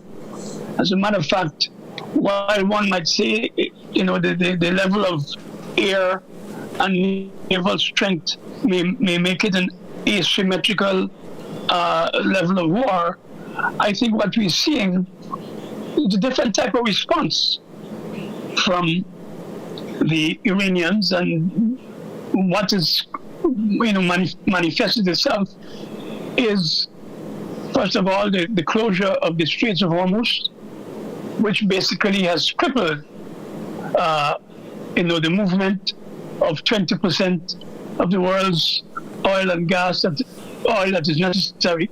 And you've seen where, as a result of that, there have been the spin-off impacts, including increases in the price of oil per barrel. I understand it's more than $100 today and going and rising, which would mean that we'll have issues related to the higher costs of transport, food prices. I understand that lots of the fertilizer for farmers moves through that zone, and therefore the impact could very well be the start of a recession. So here I would say that the impact is not only in that region, but it's going to be felt globally, and already we see some prices increasing. And while my view is that, with increased prices of oil, Guyana garners more that sector, I think that the resulting issues, including higher prices for imports, will offset some of the gains that may have been made. So I would say that there are a range of possible repercussions or implications for the Caribbean, including the fact that we have no energy security policy. And I've argued before now that we should look at the possibility of establishing Petro-CARICOM. That is, take the place of Petro-Caribbean, which used to help especially countries of the Eastern Caribbean through Venezuela, and now they won't have that any longer, and therefore have to look on the open market. My view is that we can develop Petro-CARICOM using some of Guyana's oil, using some of the oil that is soon to come on stream from Suriname, and perhaps looking at retrofitting the refinery in Trinidad, so that we can have, a more structured energy security policy in the region. Maybe it can also include a mechanism where the smaller states, maybe through the Caribbean Development Bank or another agency, could, in the whole de-dollarization process, pay in Eastern Caribbean dollars and increase interregional trade. So there are possibilities, to my mind, how you can deal with this existing crisis which is emerging. Yes. That's very interesting there. Very interesting. And that point you make there about the Petro-CARICOM, it is something that I hope that the leaders in the Caribbean, that they will look at that and see how they can make that into a reality. Yes. Gerald. Yeah, I think we have. Yes. Sorry. Right. Gerald, what is your take on the war? Well, I want to reinforce what Dr. Corton just pointed out. See, the Trump administration, they honestly believe that they could have just, they could have gone into Iran and carried out by just decapitating the leadership, the assassination of Ayatollah Khamenei and top leaders of the military and governmental officials, with the last one being Ali Larijani, a very respected diplomat and scholar. They thought that, Trump And the lunatics in the White House believe that after a couple of days and so that Iran would submit. And I'm going to use this term, that Iran would submit to the Great Satan, a term that was used by Ayatollah Khomeini, the founder of the Islamic Republic of Iran. But they don't understand. You see, my brother, Mark pointed out something which is very important. The Omanis are saying that at the meeting, Iran was prepared to make a lot of concessions because Iran does not possess a nuclear weapon. It goes against the principles of Islam, especially Islamic guidelines on war and against Islamic ethics. Well, so that's why Iran never pursued a weapon. But now, because a fatwa, religious decree was issued on it by Ayatollah of Iran and later by Ayatollah Khamenei. But now, but given what is taking place now, that fatwa can be reversed. Iran has a right to pursue a nuclear weapon if it wishes to do, because Israel is in possession of nuclear weapons. Israel has refused over the years to allow the International Atomic Energy Agency to enter Israel to do any inspection. Israel is a law unto itself. Israel does not recognize international law. And even Trump said he does not respect international law. He has no respect for international law and the legal institutions, that he goes with his feel what he will do. So they thought that by just going in there, but Iran was preparing for this. Iran was preparing for this for decades, ever since the war, the first Gulf, the war with Iran and Iraq. And Iran has been preparing, and Iran is responding. The other thing that they did not cater for is they did not, because they're dunces. You listen to Hexet, you listen to Rubio, you listen to Trump. These guys are, and I'm going to use a strong term, they're absolute ignoramuses. They do not understand the world. They don't understand the Shia Islamic tradition that honors, that glorifies martyrdom, that die for just cause is something noble. It is something noble. And this goes back to the Shia tradition in 680 at Karbala, where the Holy Prophet grandson Hussein took an army of just roughly 700 and confronted an army led by one Yazid, who was a usurper and oppressor, and confronted an army of thousands, knowing that they will be defeated. But the point was the moral strength, and that galvanized the Shia world. So when you go after Iran and you kill the spiritual leader, and Ayatollah Khamenei, the Ayatollah is not the leader of Iran. He's the spiritual leader. He's the equivalent to the Pope in Rome or to the Archbishop of Canterbury, to the Anglicans. Iran has a president, it has a republican system, it has a constitution, it holds elections, and it's 10,000 times more democratic than the bogus democracy that the US goes around imposing on the world through bombs. Good? So when you kill the Ayatollah, that is the spiritual leader of roughly 300 million Shia Muslims. You saw the Al-Quds Day demonstrations across Nigeria, thousands all over. So this war now, you have the popular mobilization brigades in popular mobilization forces in Iraq, led by another group called Kataib Hezbollah, which is the Iraqi Hezbollah. That you have about 15 to 25 different groups that support Iran and backed by Iran. So they're already started. They're pelting missiles at the U.S. They sent drones in to attack the U.S. embassy in the Green Zone. And Hezbollah has responded. Hezbollah has launched attacks. And the Houthis have not entered the battle as yet. This thing is well coordinated.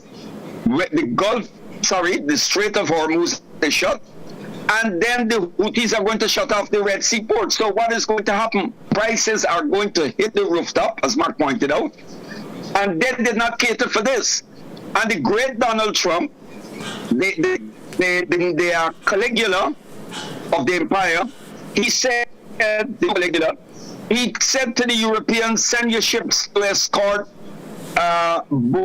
the tankers through the Strait of Hormuz.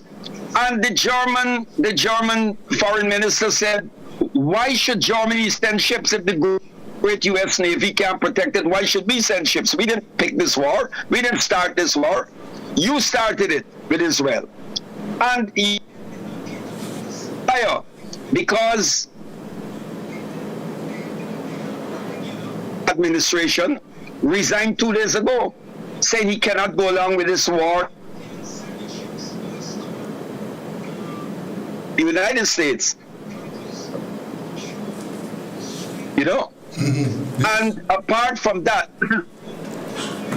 and all over the world, all over, because as Marshall McLuhan said, the world is a global village, you know, and getting back, and hearing Mark on the Petro CARICOM. But the point is, I think we need to understand this. Trump and Rubio are saying to you, they've sent a message out to every government that we will decide for you. If arrangement for Petro CARICOM that will be shaped by the United States, as on paper, as so-called sovereign independent entities, nation states in this Caribbean. I don't think we will have the force. I think that because what Trump is doing and Rubio, they're telling you they have no respect for your sovereignty. Trump is telling you plain that your gold, your oil, your gas, everything belongs to America. And you either do a deal or they will deal with you. And I just saw the latest note where the ruling party, the government of Costa Rica, has told the Cubans to close their embassy, that they no longer recognize Cuba. So the Cubans have to pack up. So you're going to see that.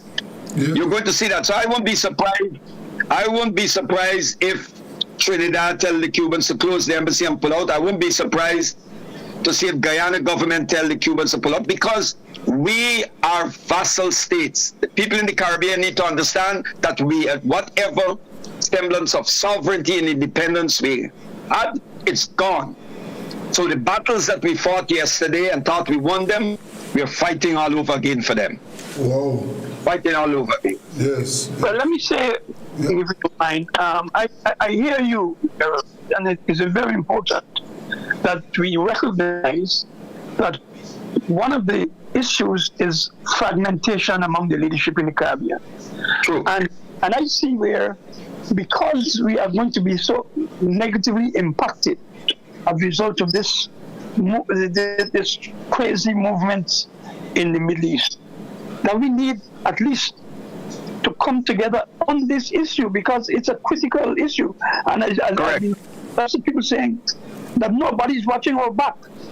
We have to come together and say to the United States, look, and our the Western world, that here we have this crisis that's going to impact lots of poor people in this region, and we can only do so, or we can only address those through unity. And one I call it the low-hanging fruit is energy security. We can reduce that fragmentation in CARICOM by coming together and dealing not only with the regular energy supply, but looking at alternative sources of energy, renewable energy as a region, the solar and other wind and hydro as a region, and using gas, the natural gas, etc., as available regionally, to ensure that we don't go under as a set of small states.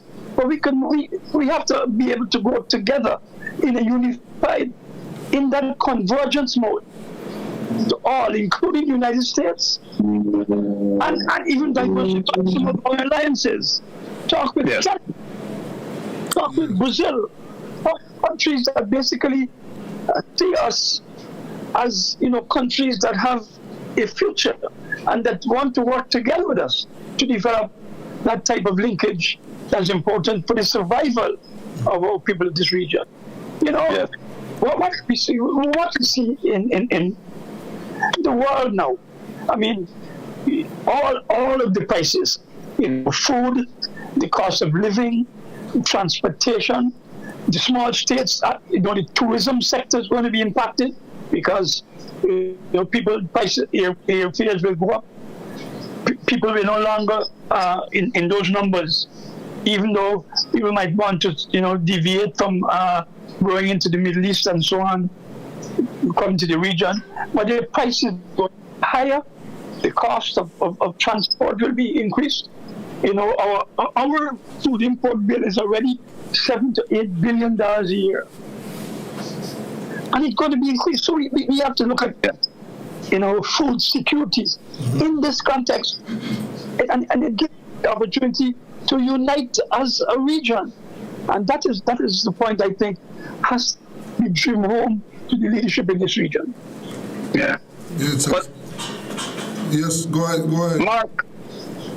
Mark, you can recall many years ago, you remember there was a body called the International Bauxite Association. Yes. And President Burnham Guyana played a very important role in that body. You're aware of this. The giants of the Caribbean agreed that Guyana would produce, because Guyana and Jamaica produce bauxite. There was an arrangement that they will set up the smelter in Trinidad, and Barbados will be involved in the shipping and so, right? The marketing and the shipping. And the U.S., this is a long time before Trump, the U.S. applied pressure and made sure that thing did not become a reality. Yes. They put pressure, yes, and some governments caved in. So there's a number of people gave in. But what I'm saying is this thing about the U.S. approached us on the issue of sovereignty and self-determination, right? Which we, of course, are fundamental principles of the international order, right? But what we are seeing is what Trump is doing. He has taken it. There's nothing new. Trump is raw. He's crude. But I'm just saying that, you know, I'm pointing this out because many moons ago, the U.S. put pressure. They did not want that sort of thing to exist. And they put pressure on Barbados. Pressure was applied to Trinidad. And that thing, that project never materialized. Gerald, you must remember, yes, in 1972, in the height of the Cold War, well, this is what I'm saying. The countries of the region went together and removed Cuba from isolation. That with one voice, with one voice. You remember that? Yes, of course. And therefore, we have a history in relation to that particular foreign policy victory that at that time that could be replicated if we were to together converge and come speak with one voice to the United States on some of the issues like energy and food security. I agree, but unity has to be built on principle rather than expedience. And one is seeing this, the bigger picture. Well, I think the people have to demand of the Canadian leadership that type of oneness, that to speak with one voice. Or else we gone as a region. We can't cherry pick. No. To deal with certain issues, we have to speak with one voice. And this is something that I am in total agreement that the region will have to unite, and it is better for us if the region unite than we just go in different directions. You mentioned something that is also of critical importers, and that is food security, because the price of food is going to be impacted, right? And as we know in the Caribbean that we depend a lot on imported food. So we'll have to brace ourselves for a higher cost. So we need what we have. We have arable land in Belize. We have arable land for mega farming in Guyana and Suriname. We have some niches in countries like Jamaica, your own homeland, and other states. We work to develop that kind of linkage across the region, for providing transportation, from quick access, movement of agricultural products across the region. That must be a priority.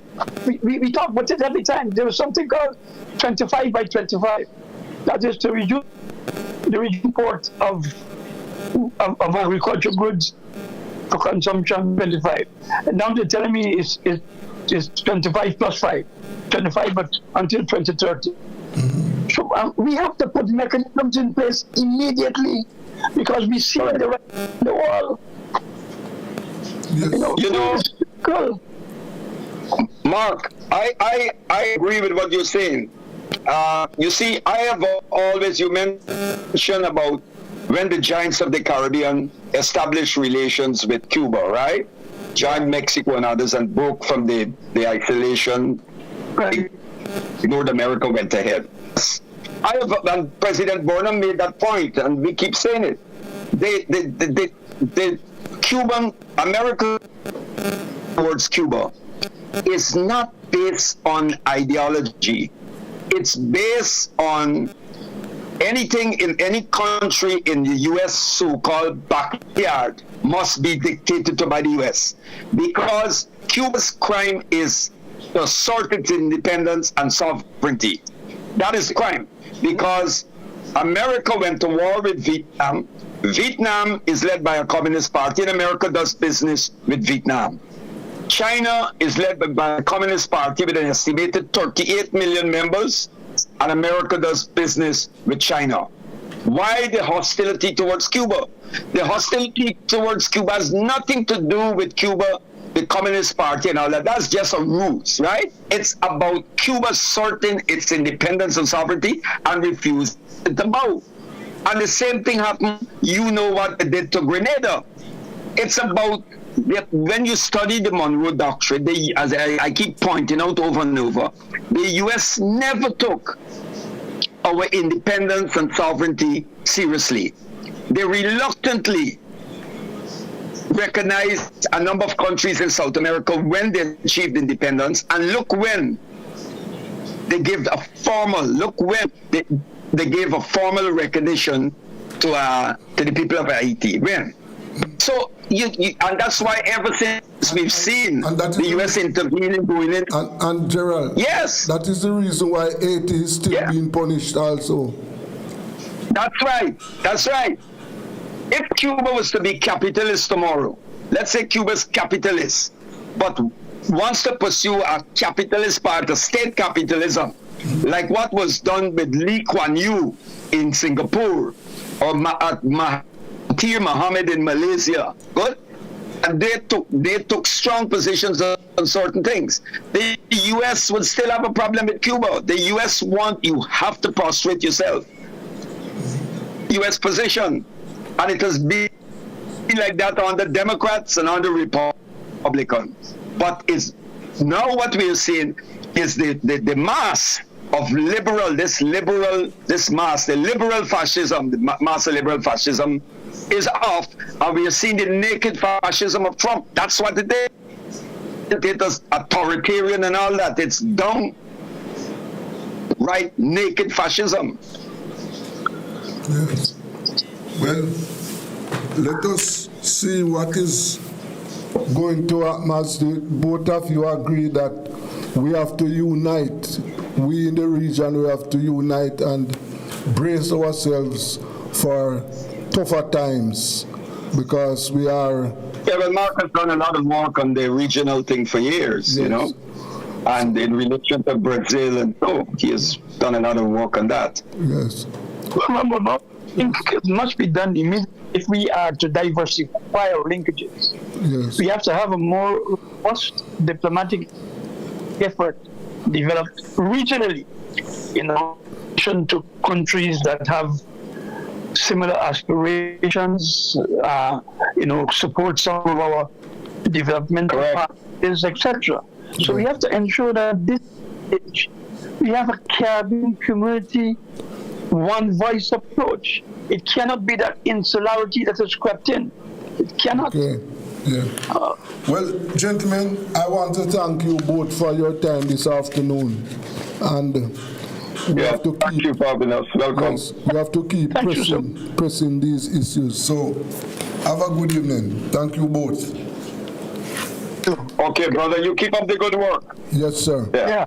That was Dr. Mark Curtin and Gerald Pereira, yes, from the Organization for the Victory of the People. And we were looking at the impact of the war on the Caribbean. And we are certainly, you know, as both gentlemen indicated, that we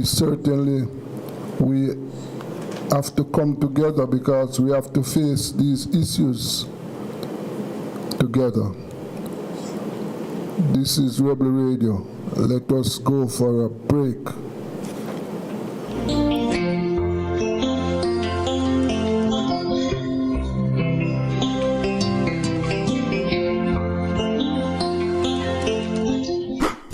It's the Everybody Sale at New Budget Supplies. Do-it-yourself professionals and contractors. This is the sale for you. Lumber, steel, dress and form ply, water tanks, pumps, PVC pipes and fittings, toilets, bathtubs, vanities and basins, windows, paint, doors, floor and wall tiles, thin sets and grout. Up to 20% off selected items. 195 Hagley Road. Telephone 923-4560. New Budget Supplies. Always the best prices.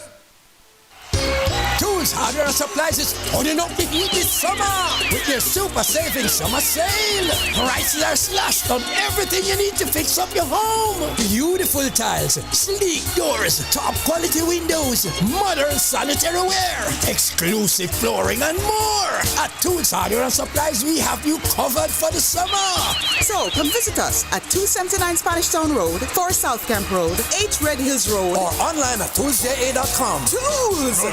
King of hard This is a message, Lord. I've got to say to you, I'm so tired of living a humble and country life. When you were attracted to the bright city lights, you had a lot of money to spend on pretty girls and lovely things, just living it up as if you were a king. You had a whole lot of friends that you treated a vintage boy, but when the money went out, they didn't stick around this time. There was a famine on the land, and you didn't really have a dime, so you had to go out to stay and feed with swine. But I will rise and go to my Father. I will rise and go to my Lord. Though I'm not worthy to be your son, but I could still be your servant. So I will rise and go to my Lord. There was a time when you realized that you went wrong, when you found out how material things have gone. You've been living like a rolling stone, no more will you roam, for there's a welcome for the prodigal son back home.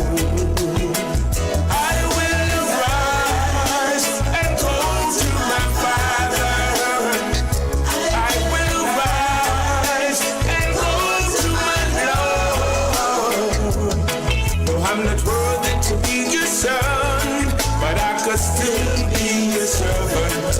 I will arise and go to my Lord. When the son I chose to take that journey home, he didn't know his father would have compassion on his soul. He hugged and kissed his son so cold and dressed him in fancy clothes. He put ring on his fingers and shoes on his feet to stroll. I will rise and go to my father. I will rise and go to my Lord. Though I'm not worthy to be your son, but I could still be your servant. I will arise and go to my Lord. I will rise and go to my Father. I will rise and go to my Lord. I'm not worthy to be your son, but I could still be your servant. I will arise and go to my Lord. I will rise and go to my Father. I will rise and go.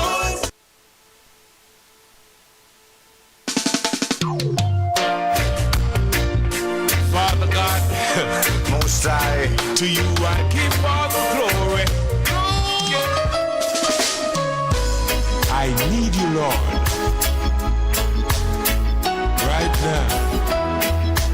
Sometimes in our life, Lord, I lift your name on high. Lord, I lift your name on high. Lord, I love to sing your praises. I'm so glad you're in my life. I'm so glad you came to save us.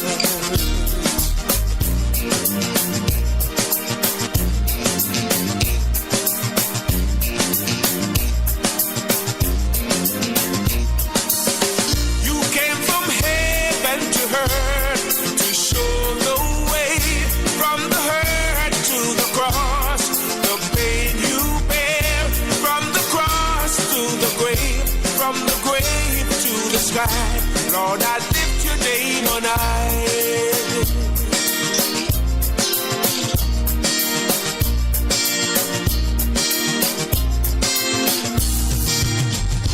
Lord, I lift your name on high.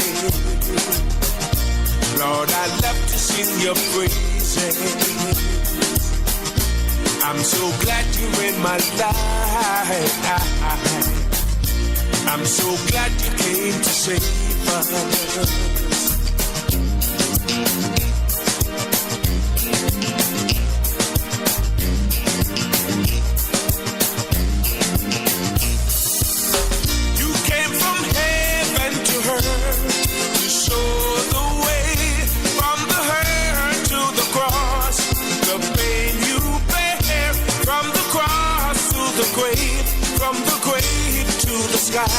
Lord, I lift your name on high. Lord, I lift your name on high.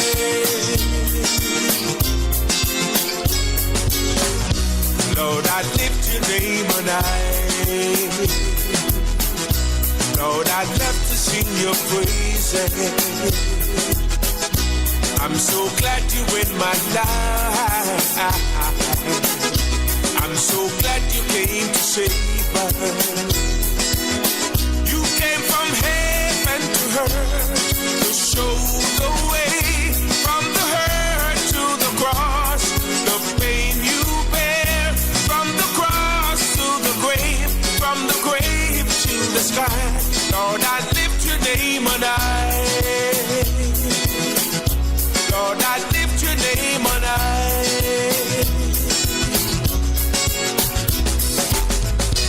Lord, I lift your name on high. Lord, I love to sing your my life. I'm so glad you came to save us.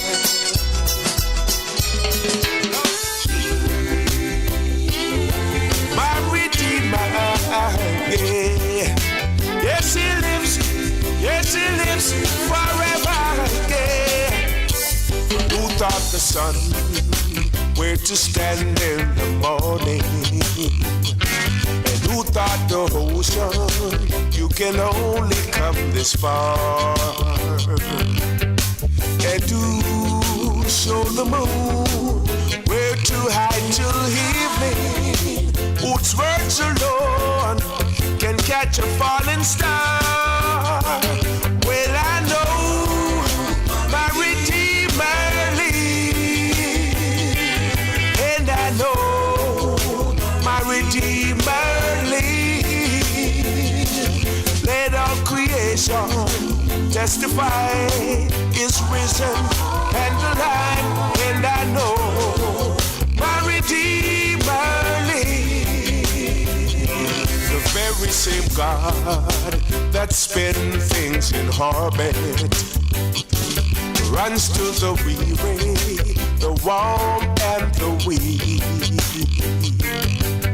And the same gentle hands that hold me when I'm broken, they conquered after bringing victory.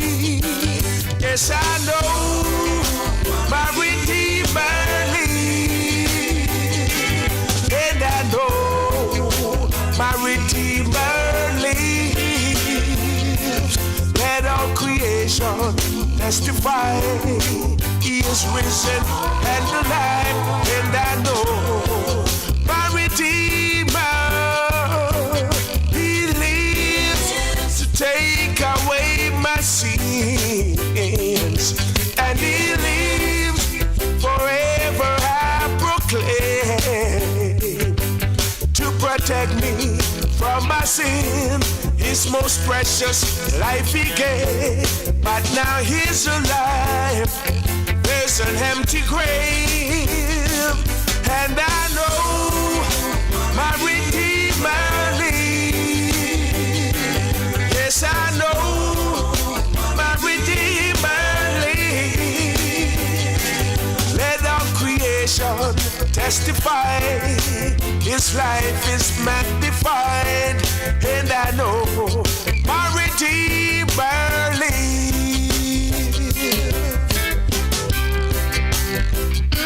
Oh yes, it lives. I can testify now. Why, yeah. Who taught the sun where to stand in the morning? And who taught the ocean you can only come this far? And who showed the moon where to hide till evening? Whose words alone can catch a falling star? That's why I know my Redeemer lives. Oh, what a friend, yeah. A blessed Savior. Oh, what a friend we have in Jesus. All our sins and grief to bear. Oh, what a privilege to carry everything to God in prayer. Oh, what peace we often forfeit. Oh, what needless pain we bear. All because we do not carry everything to God in prayer. And we trials and temptation, is there trouble everywhere? We should never be discouraged. Take it to the Lord in prayer.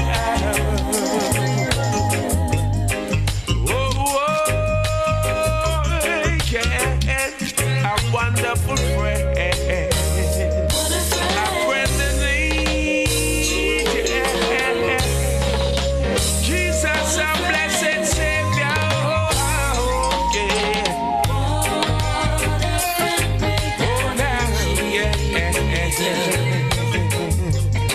Take it to the Lord in prayer. The burden we bear. Happy to know that Jesus can. Can we find a friend so faithful? Who will all our sorrows share? Jesus knows our every weakness. Take it to the Lord in prayer. Oh, we weak and heavy laden, cumbered with a load of care. Precious Savior, still have a refuge. Take it to the Lord in prayer. Can we find a friend so faithful? Who will all our sorrow share? Jesus knows our every weakness. I've looked high and I've looked low. There's no one to compare to you. Climbed to the highest mountain, looked all around, couldn't find nobody. Yeah. Went down into the deepest valley, looked all around, couldn't find nobody. I went across the deep blue sea, couldn't find one to compare to your grace, your love, your mercy. Nobody greater than you. Lord of mercy, searched all over, couldn't find nobody. I looked high and low, still couldn't find nobody. Nobody greater, nobody greater, nobody greater than you. Lord of mercy, searched all over, couldn't find nobody. I looked high and low, still couldn't find nobody. Nobody greater, nobody greater, nobody greater than you. Nobody greater, nobody greater, nobody greater than you. Yeah. I searched all over, couldn't find nobody. Looked high and low, still couldn't find nobody. Yeah. Nobody greater, nobody greater, nobody greater than you. Lord of mercy, nobody greater, nobody greater, nobody greater than you.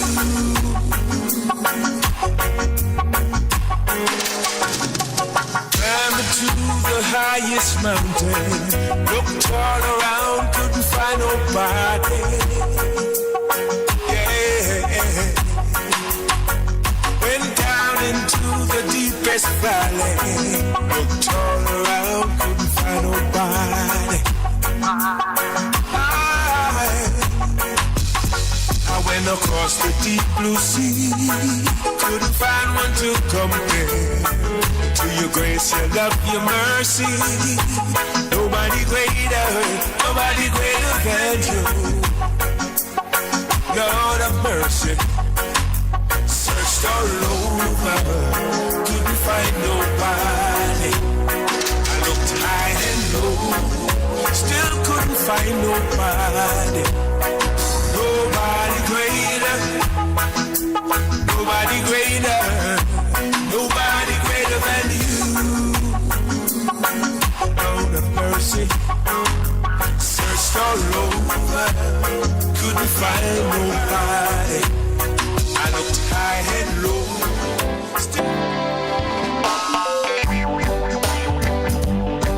Unseen angels watching over me.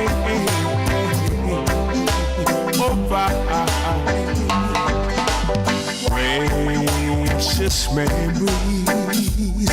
Unseen angels sent from somewhere to my soul. How they linger, ever near me, and the sacred pass unfold. Precious memories, how they linger, how they ever floods my soul. In the stillness of the midnight, precious sacred scenes unfold. As I travel on life pathway, I know not what my heels may hold. And as I ponder, oh, grows fonder, precious memories floods my soul. So precious memories, how they linger, how they ever floods my soul. In the stillness of the midnight, precious sacred scenes unfold. Precious memories, unseen angels sent from somewhere to my soul. How they linger, ever near me, and the sacred pass unfold. Precious memories, how they linger, how they ever floods my soul. In the stillness of the midnight, precious sacred scenes unfold. So precious memories, how they linger, how they ever floods my soul. In the stillness of the midnight, precious sacred scenes unfold.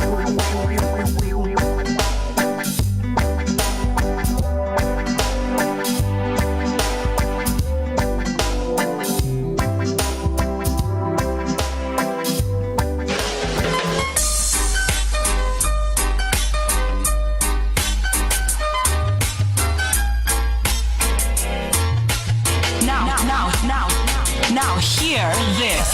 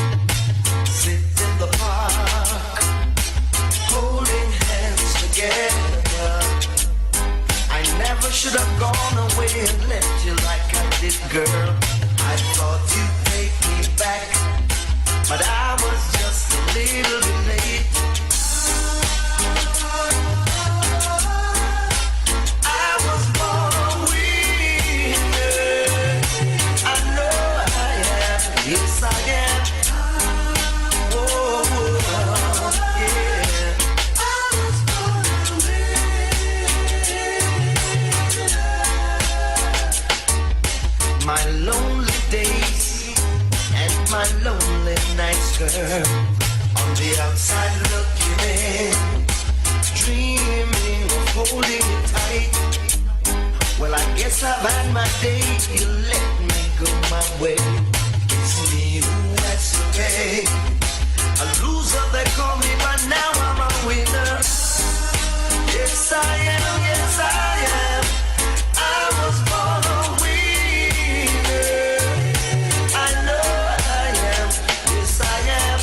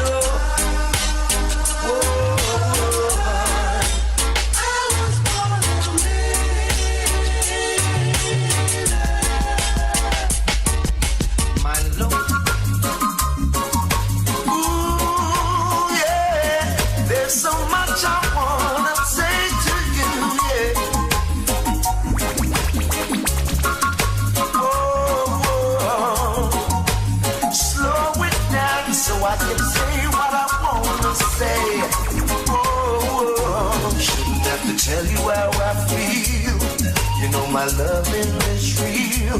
From the crown of my head to the sole of my feet. What is this that I feel? Taking control of me. My body's in trouble. Choose out on me. Yeah. Is it how you walk? Is it how you talk? Or is it how you smile that make me come alive? I wanna know what it is about you. Cause every little thing that I've been searching for, girl, I see it in you. You're my dream come true. Every single day, in every little way, every single night I pray that you'll be there for me. Cause I'll be there for you. Is it how you walk? Is it how you talk? Or is it how you smile that make me come alive? I wanna know what it is about you. Can we go for a walk and have a little talk so I can get to know you? Got a lot of things to show you. Please understand that I'm only a man and my urge getting stronger. Don't keep me waiting much longer.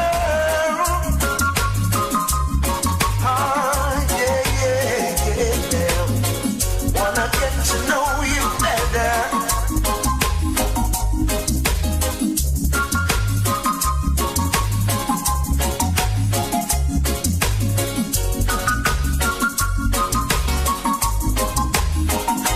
Shouldn't have to tell you how I feel. You know my loving is real. From the crown of my head to the sole of my feet. What is this that I feel? Taking control of me. And my body's in trouble. I think it's you that I need. Yeah. Is it how you walk? Is it how you talk? Or is it how you smile that makes me come alive? I wanna know what it is about you. Every little thing that I've been searching for, girl, I see it in you. You're my dream come true. Every single day, in every little way, every single night I pray that you'll be there for me. Cause I'll be there for you. Every little thing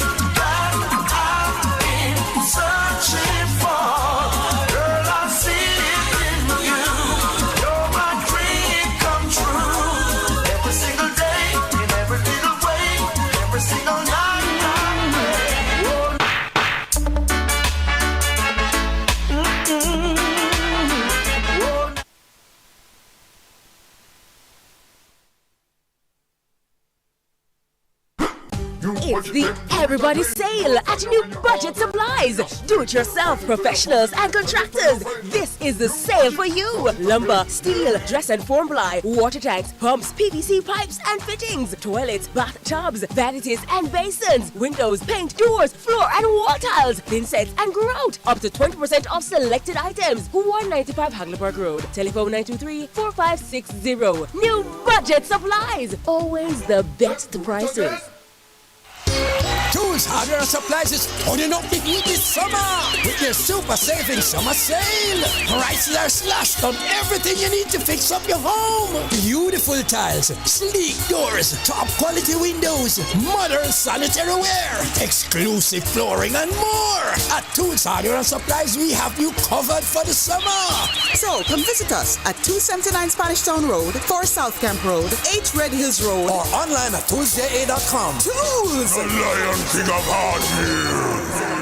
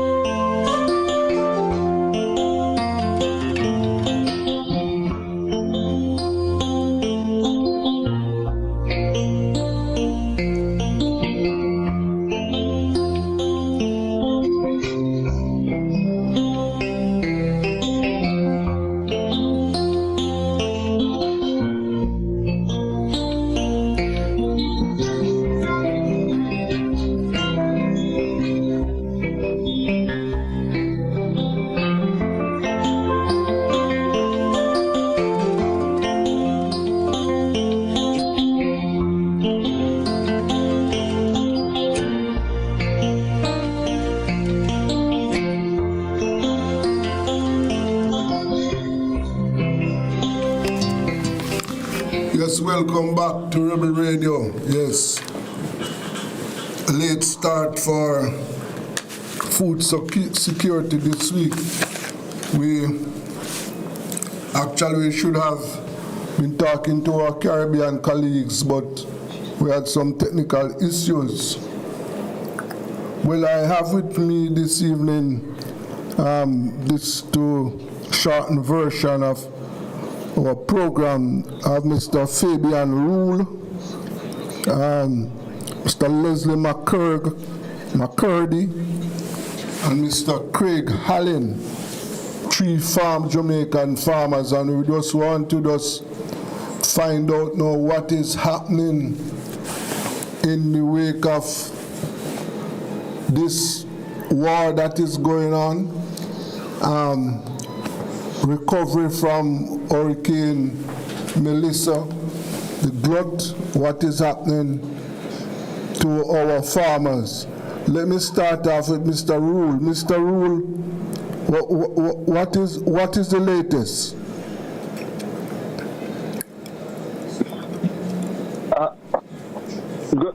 Good afternoon again, Sir Richards. As it relates to the latest, as it relates to the war, the impact on food, or as it relates to what we're experiencing on our side? Well, generally, yes. Well, as it relates to the war, I have not picked up anything as yet. I personally is just waiting to see, what the impact of oil prices will be, especially on us. In terms of fertilizer, as you know, that they said that a significant portion of the fertilizer that we use are the raw material comes out of that area where they're locking now the Strait of Hormuz. So we have not seen any movement on my side as it relates to the fertilizer or anything to that in that regard. But I know that something will come. So I hope that the technocrats and the planners are doing all that is necessary to ensure that the burden is eased on our farmers, and we are planning ahead and planning to in a way that it's continuous and it is sustainable. As it relates to recovery from the hurricane, I know that here in St. Mary overall, the farmers are planting.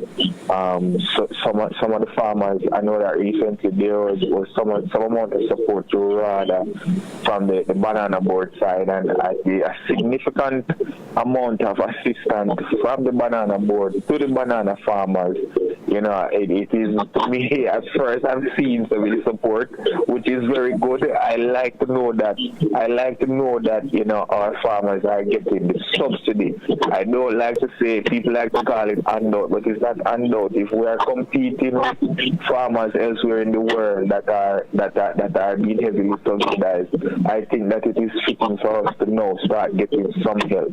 And so I think that from the government side to banana board and rather, I think that our banana farmers are getting some amount of help, which I am happy to see. As you know, we're in the Irish potato season. A lot of the Irish potato farmers on our side are reaping. Some of them still complaining about the price.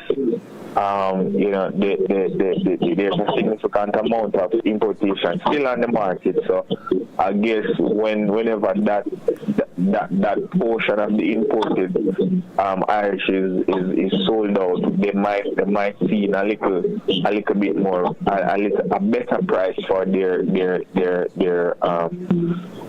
produce.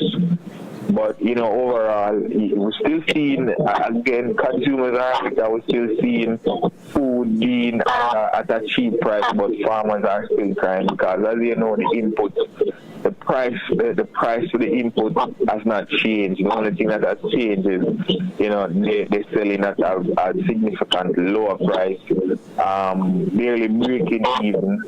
So, we overall, we need to look at that, because like I said recently, I think it was in our group that, we can't be celebrating lower price for consumers celebrating lower price. We need to look at how we can create a value, where we create value where everybody benefits from what we're doing. So the consumer benefit and the farmer benefit. If we're celebrating lower price and farm produce, it simply mean that we do not value the effort that our farmers are putting in over the years, and even putting in now, because there is no doubt about that. And as I said to you over and over about our farmer being resilient, there's no doubt about that, because once we get that opportunity, we will grab, and we're seeing it. But now we need to create that level playing field where the farmer create that value and not just break even, but they can make a profit from whatever they're doing, because it has been hard. You see, we hard it by back-to-back hurricane year after year. So, it is time for us now to really eat.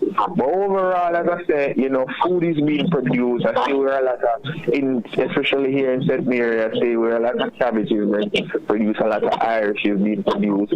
The banana is coming back quickly. The banana sector, I think, is getting a significant amount of support, which I'm happy to see. I'm involved in banana also, so I can talk from that perspective. But I know that banana for sure is coming back, and it is coming back. It is coming back big and good. Okay. Yeah. Craig, Mr. Hallin, what is happening to farmers in your neck of the wood in Manchester? How is it going? Well, good evening to all members. Yes, here in Manchester farmers are very vigilant, they recover very quickly.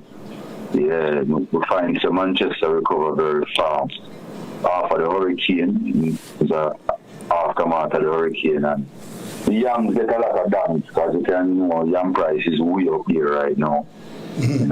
But other than that, the catch crop market, them a come back, as you can see it with excess amount of now till right now the farmers them not for the tomatoes and them things, them carrots and so them kind of give them away, you know. Them some of them not even reap them, you know. Yeah, because it kind of overload, you know, and the price not good. And workman is an issue where if you can reap the crop, you pay workman, it doesn't make sense to reap it. Better you take time and dry it yourself. So basically these things are going on, but Manchester has recovered very well so far, and you get a lot of support from the new member of parliament, you know, Mr. Adi Marks come, so she kind of interject herself in the farming sector, where she provide seeds, fertilizers, people go farm material, she kind of build it back, you know what I mean, provide wires, so fence, so commons and all that. Well, for water, black drums and all them things that she give it. And constantly whole things with the event of helping farmers, you know. Yes. Rather play the role, you know, rather kind of hit the ground, you know. As you know, resources are limited in every sense. Yeah. And we have a lot of farmers in Manchester, but it's still a try to best to spread it across the board, you know, because assistance from fertilizer in the Irish potato company or planting season where them sending a lot of Irish and, you know, give the farmers them to plant, you know, free of cost, you know. So trying to develop by the Irish sector, say, you know, in terms of seeds, them give a lot of seeds too, you know. Sure again, but as we said, the farmers then put in them where they never even do wait, and the farmers in Manchester are independent type of farmers, not to overall the farmers are independent, but they're not to wait on government. So right away as the storm down blow, they hit the ground right away. In terms of the food now, in terms of the food in the market, there's a problem, yes, because when the food good for farmers, that means it's extremely high.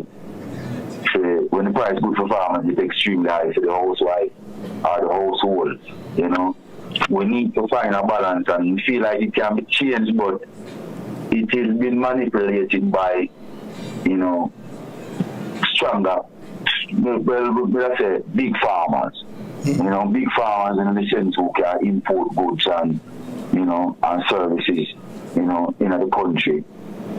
That's cause the problem, you know, because sometimes, and I say them not to import, you know, and I say them cannot, but there's an excess amount, there's not a limit. So when them overflow the market now, the farmers, them now find out that even when them plant them feed a carrot, Irish potato, so and them get them low price there. It come like, you know, it come like to the farmers, them food no value nothing. You know, but I know so it go at the big farmers them agree. So once them big farmers just talk to that, them big corporate boys they have the money for bringing the imported goods. Once them can control or monitor, the playing field will level itself. But it can't level right now because, as we say, the powers that be, them manipulate the sector. You know. But overall, farming, we have a lot of rain. It's island-wide rain. But we have 2 years, 3 years now, straight rain. You know. Yeah. But Manchester hilly region, so you know really, if we even get a lot of rain, by the next 3 days, we don't have no rain. We never get no rain at all. Yeah. Because they kind of drain up in the region, you know. Yeah. Farmers are fight, as you can see, you know. Okay. They have to pay a great emphasis on farmers fighting because farmers are fight. Yeah. Mr. McCurdy, how is it going in St. Elizabeth?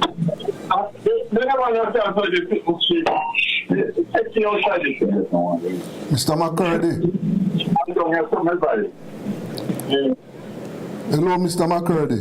Are you hearing me?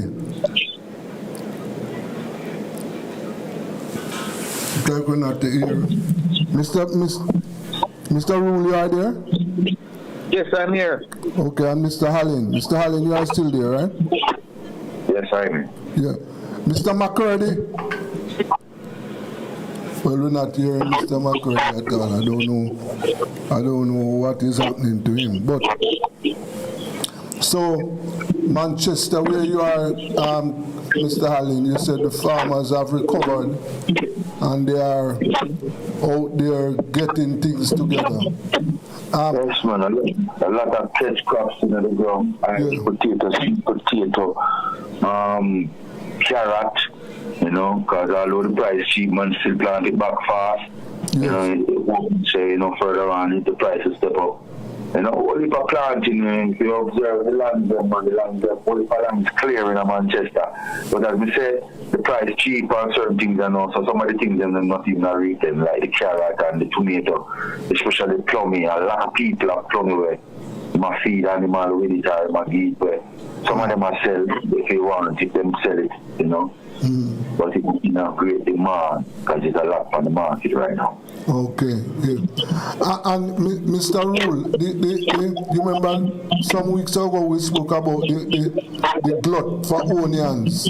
How is that going? Well, all right. So I can only speak to what I see, you know, on various platforms as it relates to onion and farmers complaining because there's not a lot of onions that is grown here and in my area, in St. Mary overall. But yeah, what I'm picking up is that there's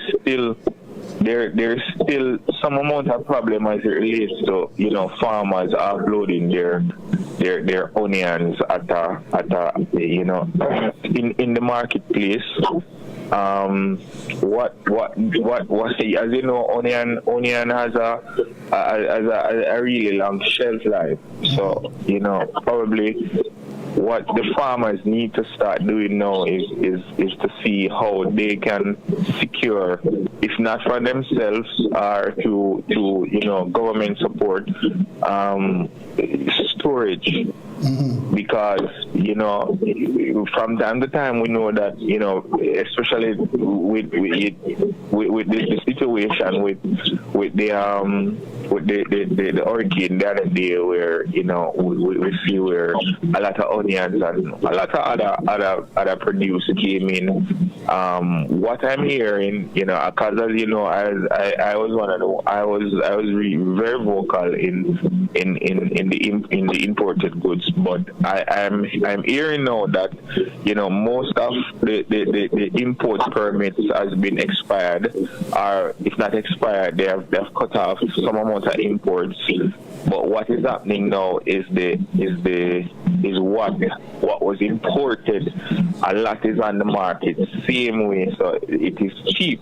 So we need to start looking at storage in a meaningful way. We need to start looking at value added, especially for the tomato. We can't year after year still talking about glut in tomato, even though, you know, you will hear the excuse that, you know, some of the hotels, well, most of the hotels are closed. You will hear the excuse that, you know, the situation is unique now, but I don't think so. We have been always having glut with tomato. We have been always having glut at some point in time, sometime throughout the year.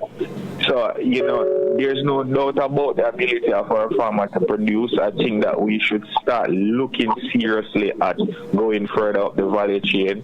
We are dumping tomato and we still see tomato sauce, tomato ketchup and all these things on the supermarket shelves. And those are not produced, those are not manufactured in Jamaica. Even if they're manufactured, the raw material was not grown here in Jamaica, but we are here now dumping tomato. So it is really unfortunate. But as it relates to the onion, as I say, you know, the fix to that problem is one, storage, and two, you know, we need to start, you know, analyzing the data. The technocrats need to start analyzing the data more closely, because like I said to you before, you know, the information is there. We know how many, somebody know how many onion was planted in each parish.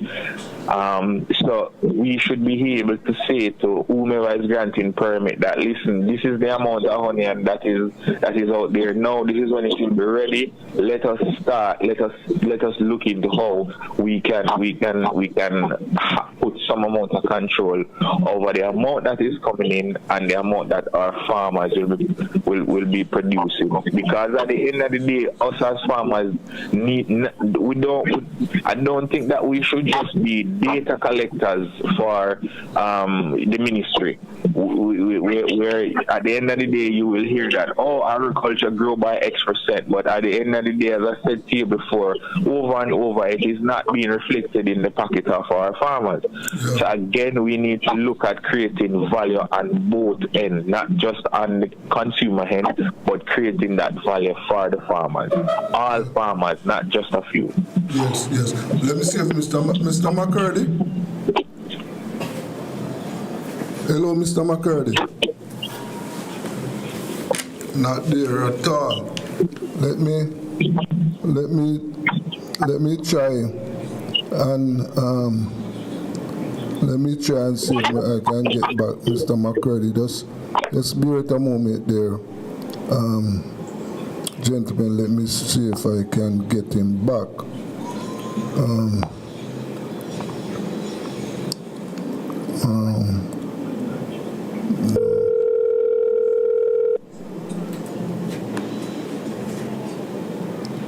Yes.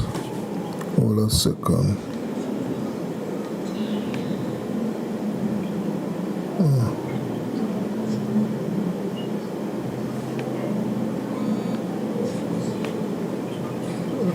Mr. McCurdy.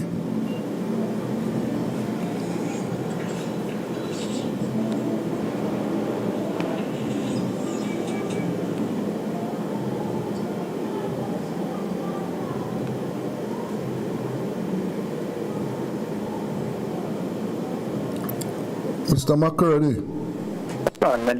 Hold on there. Yes. Okay, Mr. Rule, you are there? Yes, I'm here. Mr. Hallin? Yes, I'm here. Okay, Mr. McCurdy? Yes, sir. Okay, right. What is happening in St. Elizabeth?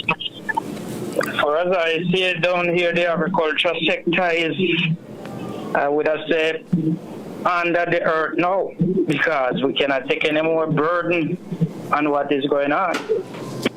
For me personally, I have sweet pepper, I have eggplant, I have scallion, and I have cucumber. Cucumber was rising ready and just make a U-turn back down the street again. Too much imported goods down on we, brother. We can't, if we don't mind, every farmer have to just surrender. So because it is too much. Yes. Beering, we can't bear no more. Right, From August come to now, check how much you month, how much you plant to plant, and same very thing over and over. So you are saying you have excess, the farmers in your area, they have excess sweet pepper and I can't get a market. I am the first one in my community used to get marketing. I used to buy even from some people, from different people. Yeah. And me personally cannot get a marketing for myself. Whoa. None of my people who buy from me, hotel man or whatever, all them are saying next week. So my sweet pepper big on my head right, you know. It cannot take anything because it's a weather and wait. So by now end of the week, if I don't get rid of them, they have to start running. I see this man when I go there, I see some big one jump off my tree, so you know what's going on. Yes. It's a terrible scene. And I'm about to talk about tomato and pumpkin and those stuff because them out of reach right now. Yeah. Them just ratting off in everybody going down here. I don't have them personal. I tell you those 4 things that I have to my handling, my one farm right now. Yeah. Skelly and the whole them full up. Nobody to say buy a pound from you. It's a disaster down here. Whoa. I hear the Mr. Root from St. Mary said they're enjoying happy time up there. Well, I hope we continue for up there because I only one cup of him with different from banana and Irish potato. And it is down here with different farmers, same way cannot move also. Onion, my neighbor have onion right now, yeah. 15 years ago, onion was 5,000, 7,000 back. And right now in the field, a man would have glad if somebody come and say 3,500. So you're going back way with the agriculture sector. For as I say, the day work that time was $1,200 a day, and now a 5,500 a man one. For a little small period of time. So you know what the farmer is going through. So there's no way if we farmer down here at about St. Mary to find saying get a lot of assistance and so forth. I'm so happy for them. But we down here don't get any assistance that we've been fighting the fights from September. Loses of loses. Right across here where the storm come. Hit we very, very heavily. And no assistance and we fight and get back out there. Everything is done on the street because no marketing. That's very no bad. marketing. From very in the bad. 80s, at first I see this condition is taking place again.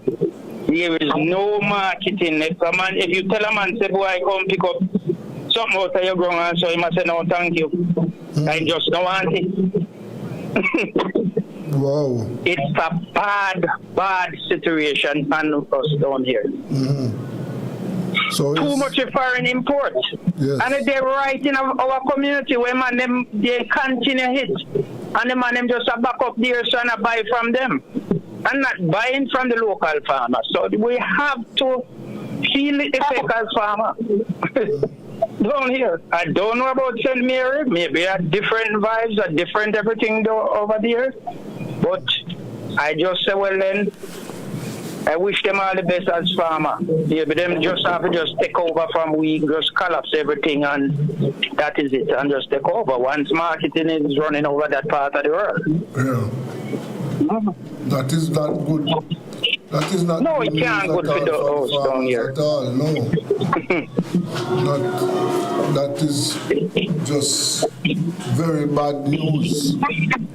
So, sweet pepper is scallion. Kelly and I have. Yes. Well, one of my friends got carrot, same way, same processing, same way, not moving. As I said, everybody talk about the tomato and the pumpkin pie. If you tell a man to come pick up those out of your ground, they might cut you upset. What am I doing? The amount in glut down here. Yes. You see, carrot.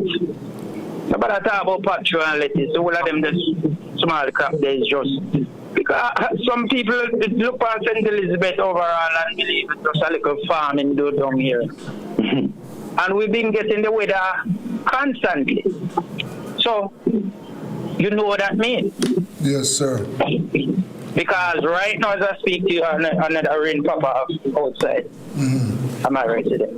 You see, where we don't use the rain, especially in March month. And the spring is on. Our farmer and who understand the agriculture sector, the spring not reach us yet.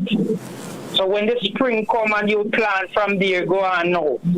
That time you're going to feel the real disaster effect. Yes.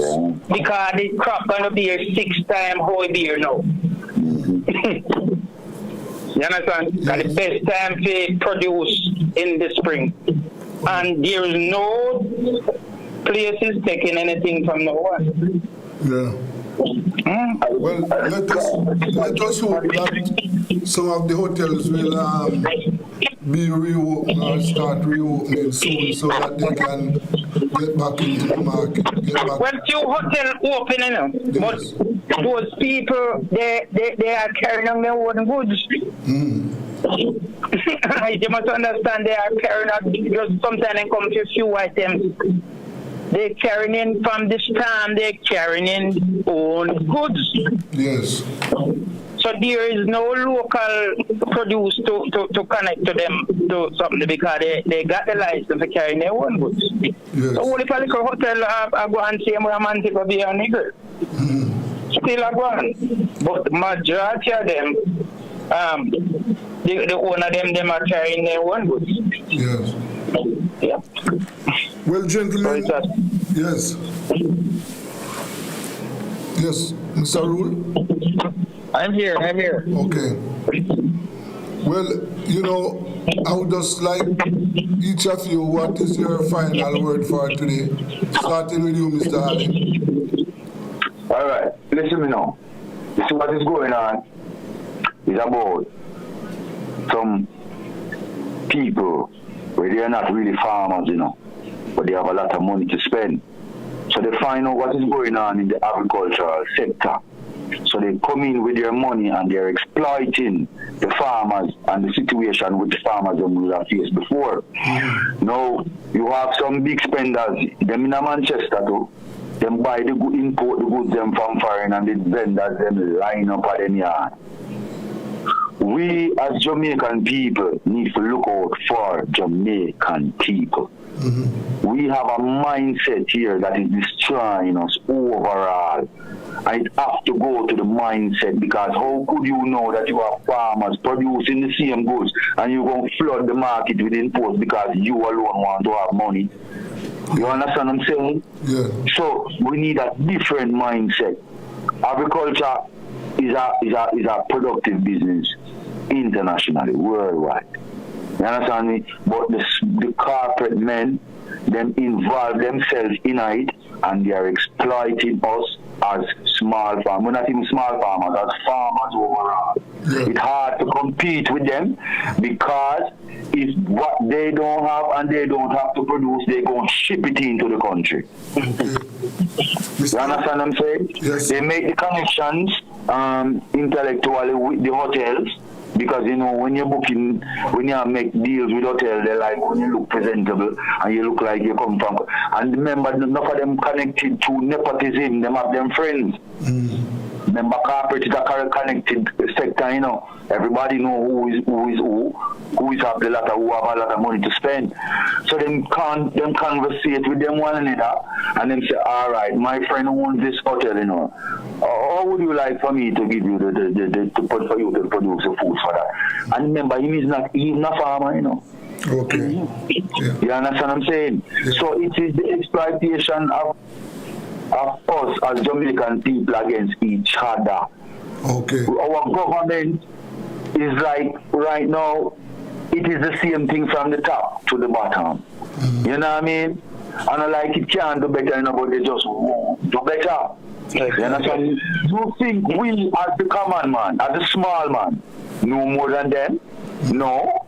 These things that we are saying, they know these things, but they're just not doing it because of the greed of the world today and the greed that exists now of us as men.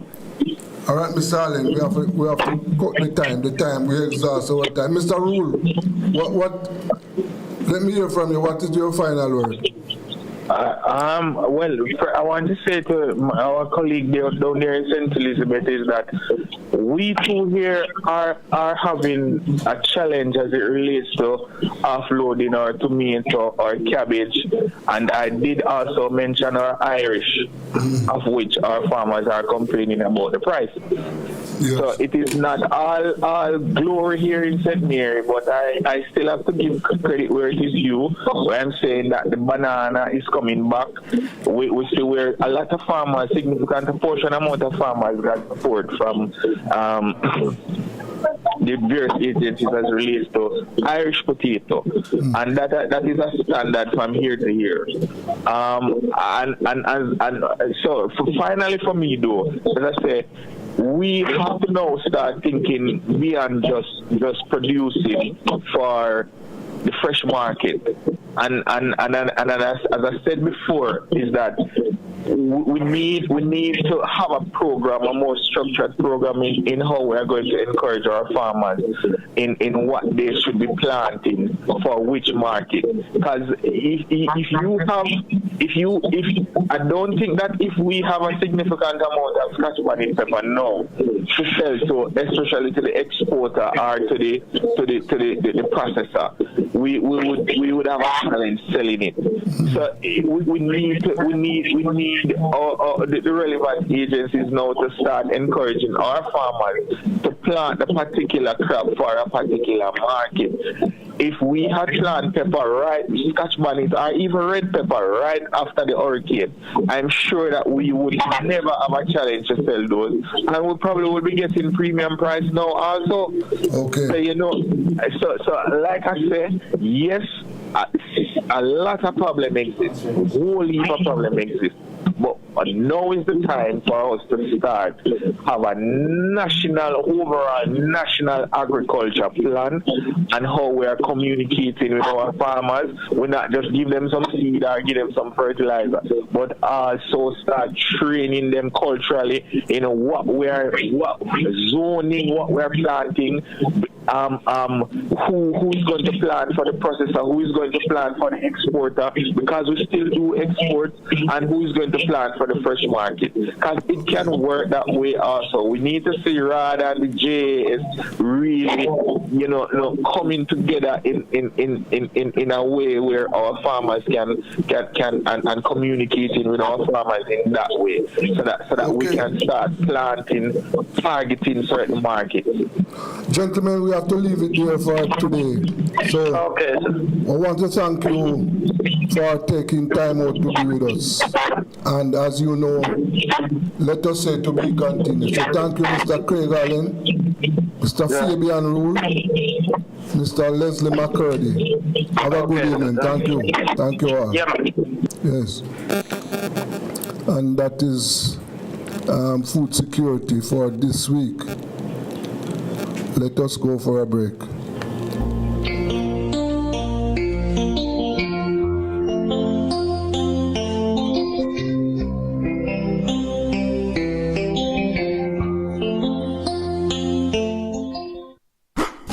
It's the Everybody Sale at New Budget Supplies. Do-it-yourself professionals and contractors. This is the sale for you. Lumber, steel, dress and form ply, water tanks, pumps, PVC pipes and fittings, toilets, bathtubs, vanities and basins, windows, paint, doors, floor and wall tiles, thin sets and grout. Up to 20% off selected items. 195 Hagleyburg Road. Telephone 923-4560. New Budget Supplies. Always the best prices. Tools, hardware, and supplies is turning up the heat this summer with their super saving summer sale. Prices are slashed on everything you need to fix up your home. Beautiful tiles, sleek doors, top quality windows, modern sanitary ware, exclusive flooring, and more. At Tools, hardware, and supplies, we have you covered for the summer. So come visit us at 279 Spanish Town Road, 4 South Camp Road, 8 Red Hills Road, or online at toolsja.com. Tools! The Lion King of Hard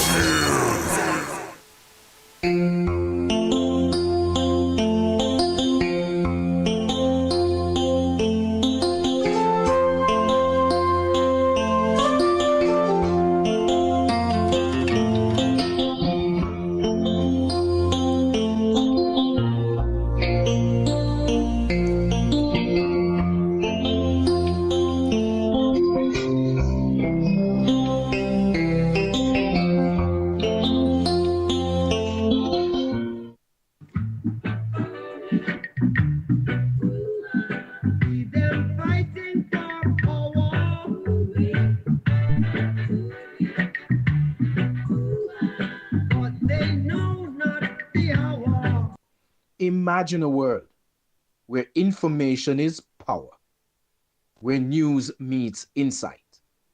This is Eyes on the World, your personal lens. We are watching with you. Stay informed, stay curious, get the world's stories reported to you. Eyes on the World, your perspective.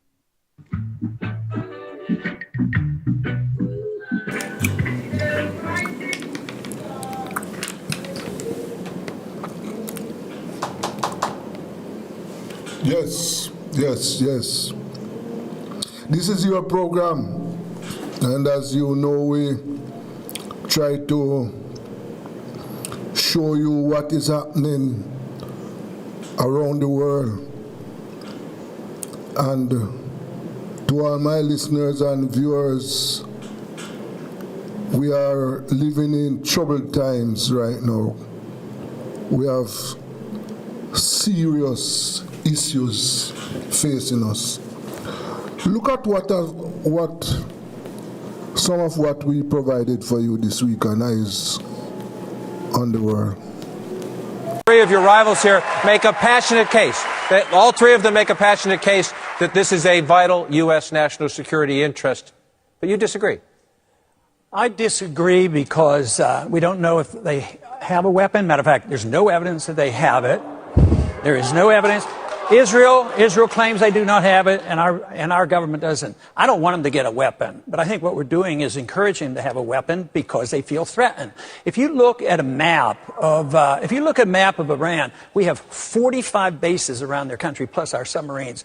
The Iranians can't possibly attack anybody, and we're worrying about the possibility of one nuclear weapon.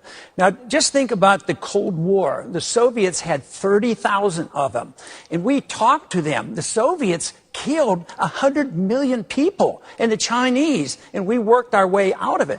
And if you want to worry about nuclear weapons, worry about the nuclear weapons that were left over from the Soviet Union. They're still floating around. They don't have them all detailed. So we're ready to go to war. I say going to war rapidly like this is risky and it's reckless. Now, if they're so determined to go to war, the only thing I plead with you for, if this is the case, is do it properly. Ask the people and ask the Congress for a declaration of war. This is war, and people are going to die, and you've got to get a declaration of war. And just to go and start fighting.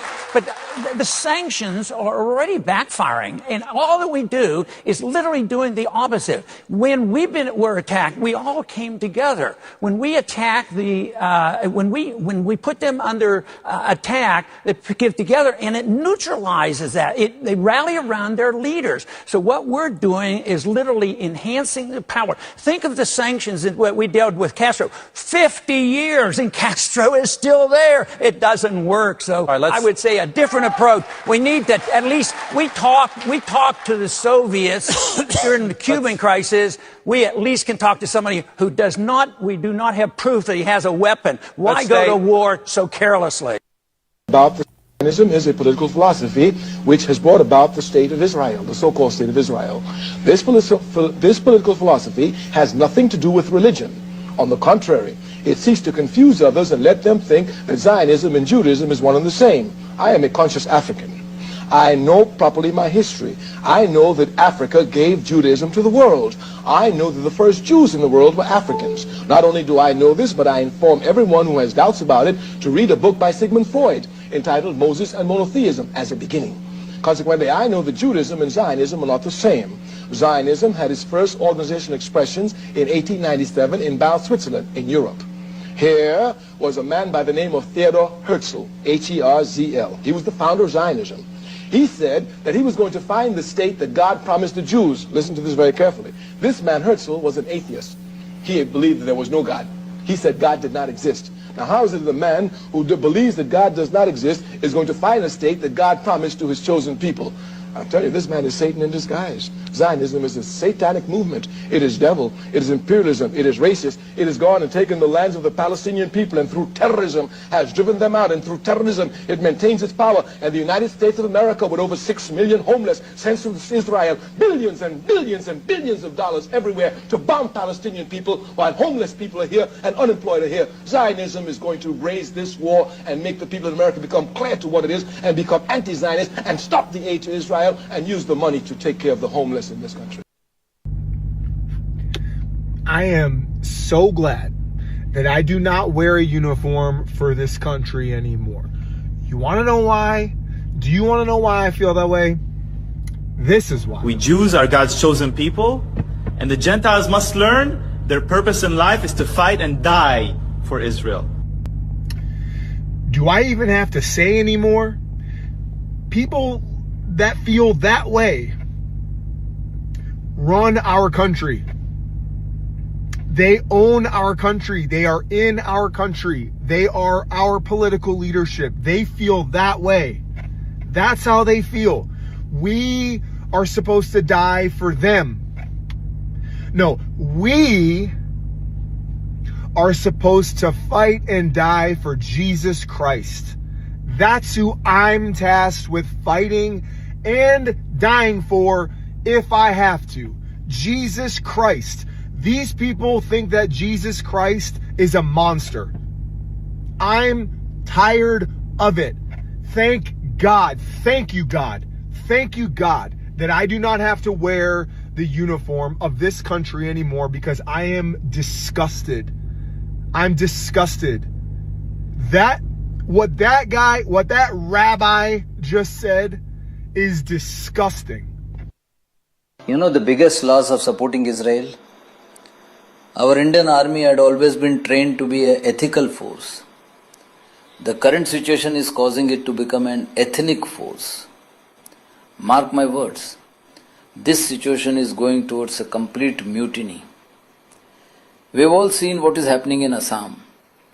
Our army is being trained by Israeli instructors, whose first instruction is that all Muslim, Sikh, Rengma and Kuki are not humans. They first teach how to dehumanize them and then they are oppressed. This is not good. It will lead to an internal revolt if this continues.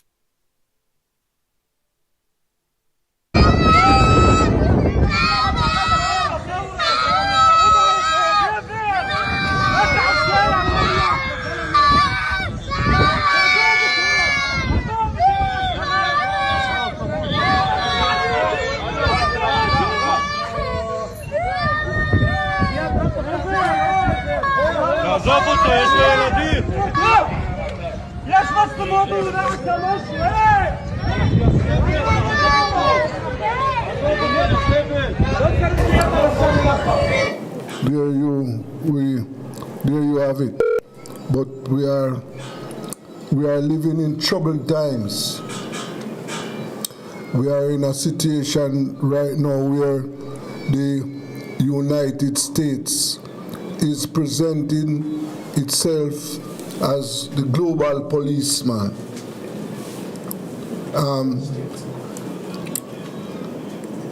We know that Israel has nuclear arms, but you have not heard any discussion that Israel should disarm. No, you haven't. You don't hear that. And as one of our presenters earlier on pointed out, that as we stand right now, the United States is flexing its muscles. And we in the Caribbean must not fool ourselves, because remember that we are in America's backyard. That is how America see us. And we must either obey or pay the consequences. I have with me now journalist Norris MacDonald, and we want to look at, where we are now, what we are looking at, and what kind of world are we living in right now. Norris, good evening. Yes, good evening, brother Desmond. Thanks for having me. Yes. Now, Norris, from where you sit, what are your expectations?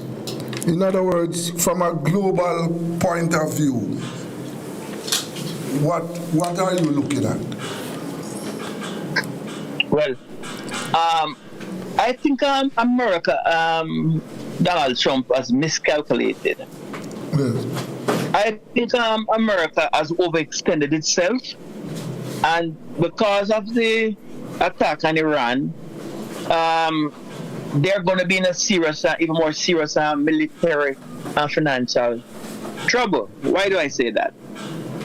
At least 15 bases which America had in those areas have been destroyed. You're talking about the headquarters for the Fifth Fleet, You're talking about the headquarters for their Air Force in that region. You're talking about major satellite tracking equipment and so on. So from this financial standpoint, they're going to be set back at least at 30, 40 billions or more, right? Just in terms of the physical structure. Plus there are about many losses in terms of strategic equipment like air tankers. So, and then one final point. The Arab countries were used to tolerate America mischief making and Israel mischief making and look the other way. Now they realize that America cannot protect them because Iran is striking the bases from which they're attacking their countries. You know, so my thinking is that they're going to be set back completely. Yes. And now, one of the things that we are looking at is that what the other superpowers are saying.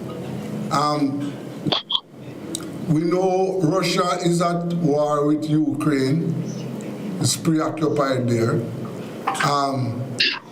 China, we know England and America are fighting together. So far we haven't seen any or heard any movement from France. We don't have a clear position from the Germans. The question is, when you look at the other superpowers, what signals are they sending? Okay, let me just start with the last point of the Germans.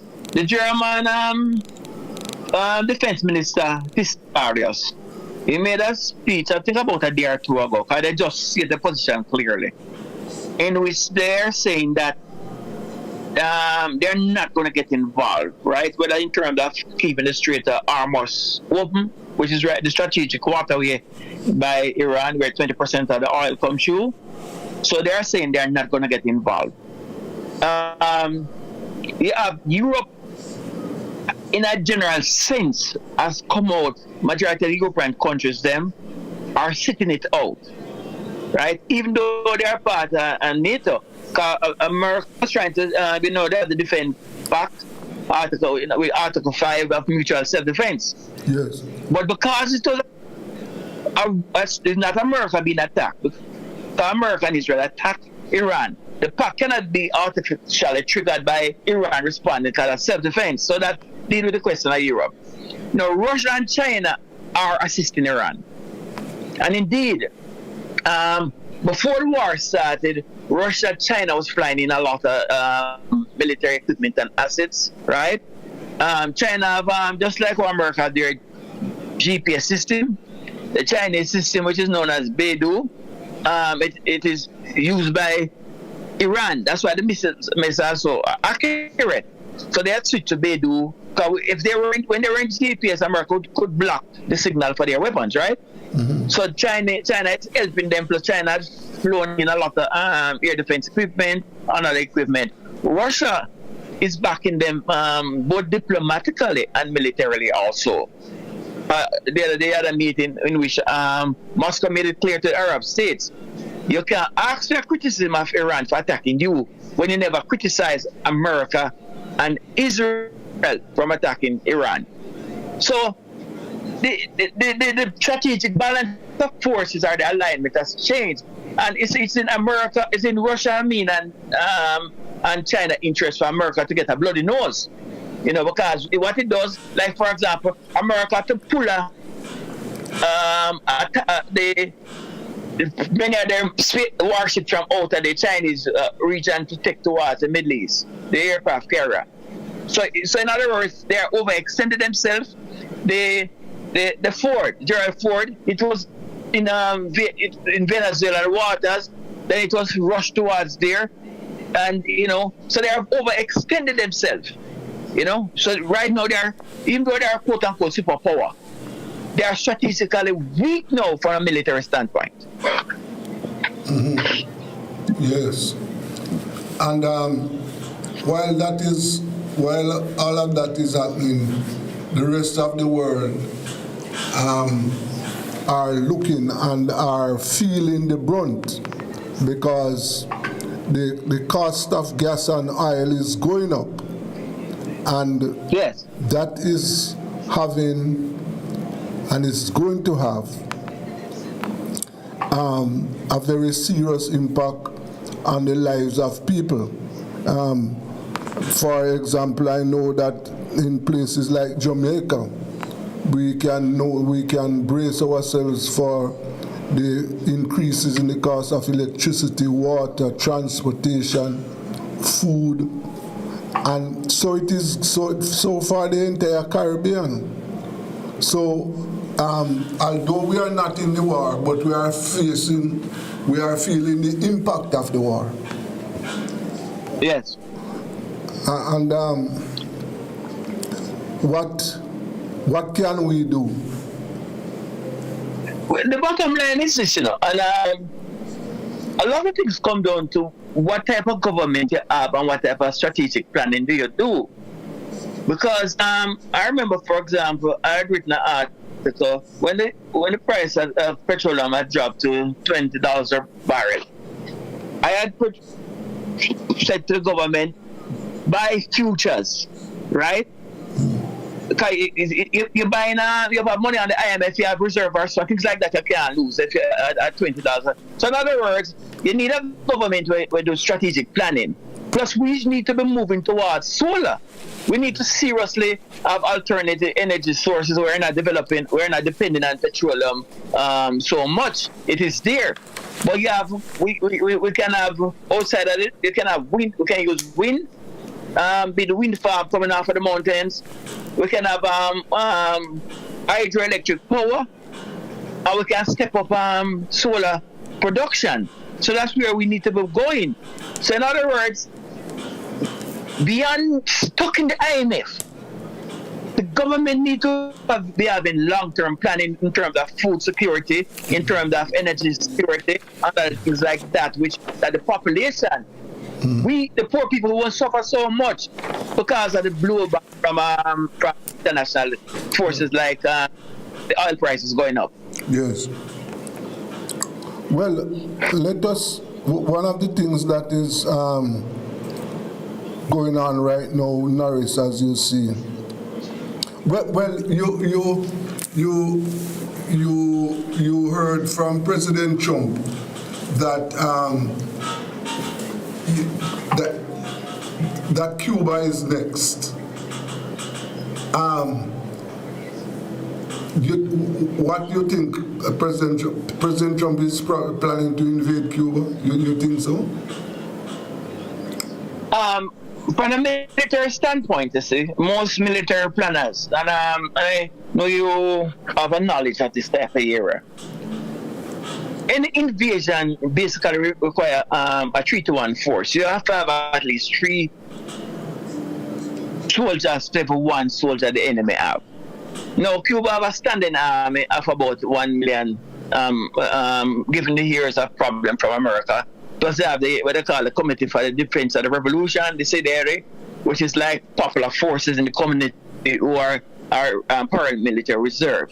America does not have the capacity to invade. It would have been done a long time ago. The Bay of Pigs, when in 1959, when Cuba was weak, America was defeated with the Bay of Pig invasions and so on, right?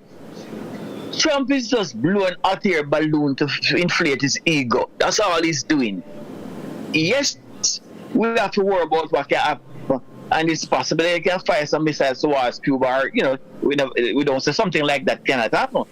But in terms of actually physically invading Cuba, that's an impossibility. I don't think that's on the agenda. What we have to worry about, you see, is whether or not the Cuban revolution can collapse because of the economic pressures, you know. And so far, like 3 months now, they're not getting, they didn't get any oil, petroleum coming in because of the blockade.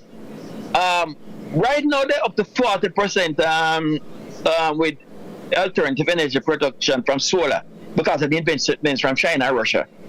And they're planning to go up to 90% by next year because of that investment. In other words, they're short on time to achieve energy security, but the revolution will survive. You're going to have hardship, But you know, and I think and they have done that. They have to allow what is it now? More local production from the small farmers, free up elements of the market. You know, make the ordinary people, give them access to land. You know, move away from some of the large agricultural production what they have, and that will allow for to deal with the question of food production. Because you have short-term crops that can be planted, will come on stream within the vegetables by about 1 month, 2 months. You have certain vegetable coming on stream. You know, so in terms of feeding the population, that's one of their major concerns, and they have to come with measures. Probably declare a special period of economic crisis or something like that, and come with a program to protect the revolution. Russia is helping them. Russia has sent a lot of food stuff. Russia, China, Mexico is helping, Brazil is helping, and so on. So the revolution is not going to collapse. I mean, we worry about our Cuban brother. Cuba has helped over 120 countries in the world, give them scholars. Cuba is a country where sacrifice for the people of the world. In America, Cuba has given 1,000 scholarships to American students. You know, so it's really evil for America to be doing this. Really evil. Yeah. Well, we have to end it there, Norris, but we have to keep our eyes on what is happening now, because the world is really a change in environment, and we are living in troubled times. Thank you very much for your time, this evening, Norris. And thank you for having me, man. Respect to you and your viewer, Redland. Yes, but that is where we have to end eyes on our world this afternoon. But as I say, this is a time, it's a troubled time, and we have to just pay attention to what is happening around us.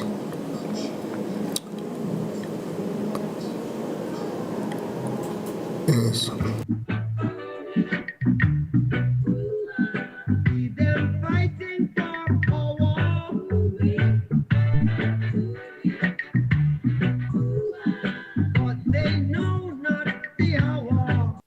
Imagine a world where information is power, where news meets insight. This is Eyes on the World, your personal lens. We are watching with you. Stay informed, stay curious, get the world's stories reported to you. Eyes on the World, your perspective.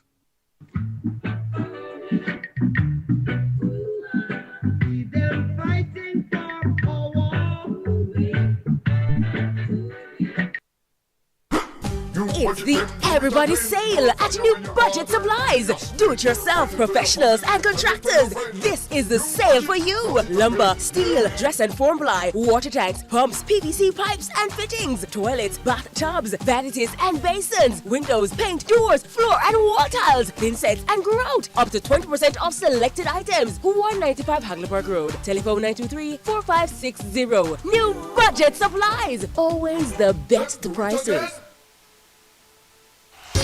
Tools, hardware, and supplies is turning up the heat this summer with their super saving summer sale. Prices are slashed on everything you need to fix up your home. Beautiful tiles, sleek doors, top quality windows, modern sanitary ware, exclusive flooring, and more. At Tools, hardware, and supplies, we have you covered for the summer. So come visit us at 279 Spanish Town Road, 4 South Camp Road, 8 Red Hills Road, or online at toolsja.com. Tools! The Lion King of Hard Hills.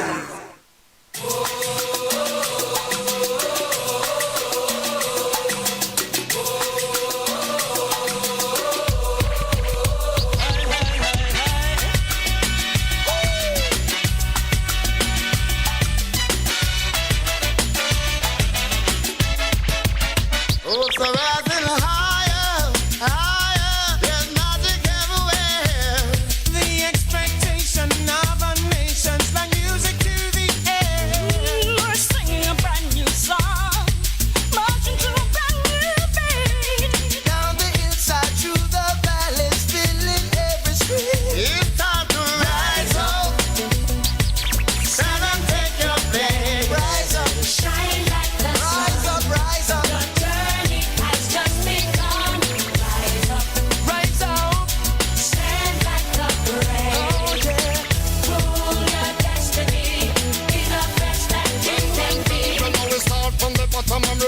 over the top.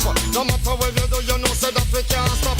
We stand up and salute down to the yellow, the green, the black. And make them know say that we want this mystic and black. Yeah. The world is for your taking, and giving up is the only crime. Now written on the pages of history, this is your moment, this is your time. Yeah. Now we know it's not an easy road. Tree of love. Another road, we gotta carry the load. Welcome to your midweek bulletin on the world of sports and entertainment. I'm your host, Kingsley JJ McCullough. Hot in the news, sports. I could start off with this. Morocco has been awarded the 2025-2026 AFCON, African Cup of Nations, after a ruling by the board to strip Senegal of the title because of the on-field incident that had taken place in the final, where Senegal walked off for about 12 to 15 minutes. However, it wasn't totally blown off also. Some of them remained on the field and they were called out back to come and play the match. Morocco got the penalty and missed. And then in extra time, Senegal went to score a 1-goal-and-1. So persons are saying, what was the purpose of the match that has been played since they had walked off? Why didn't they say, well, all right, you walk off, and then sanction Senegal at that time, yeah, and say, okay, you have forfeited the game, and then say, all right, you by a 3-0 margin or something, make the decision from that time. Why wasn't that done? However, that wasn't the case. They were called out back.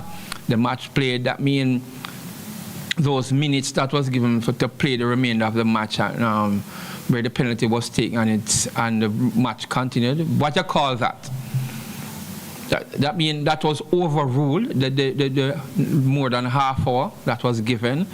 Something have to give, some answers have to give. What Senegal will be doing is applying to the CAS, the Court of Arbitration, to have a say in this matter.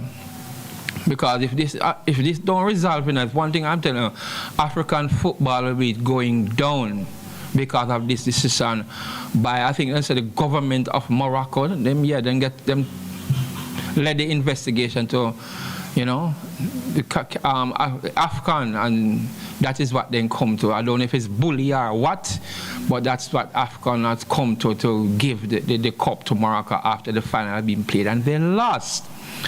All right, so I don't know if the trophy or the medals have been taken, but I think Senegal will be applying to CAF to have a say in this, because it is totally unjust of what everybody's saying, that no, man, that can't work. You have done, committed, and you have played the match, and played the match, and they have lost.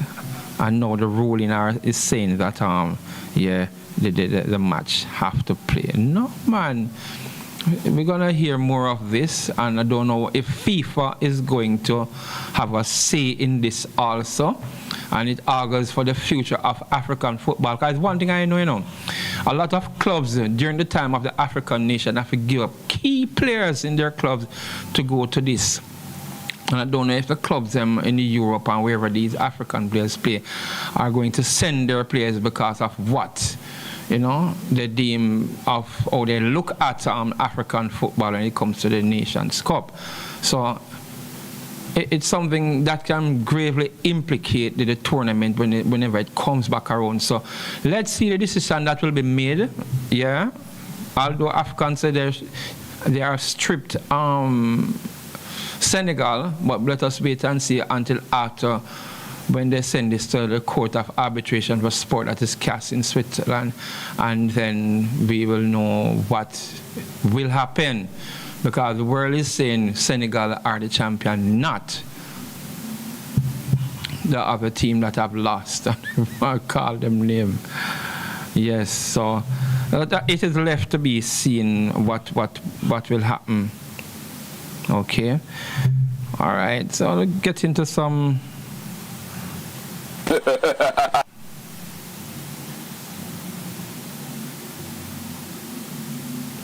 All right.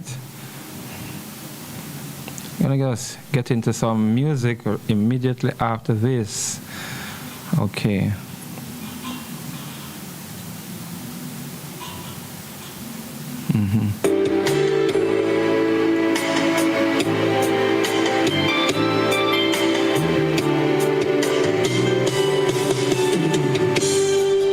Guess I'm with you all the way. I never give up this dream, though it may seem there's no way out today. Yes, I'm with you all the way. Whatever places love might put us through, remember I'm with you all the way. Yes, this is Connie from the Philippines, and I love listening to DJ Kingsley JJ every day. I'm with you all the way from Manila, Philippines.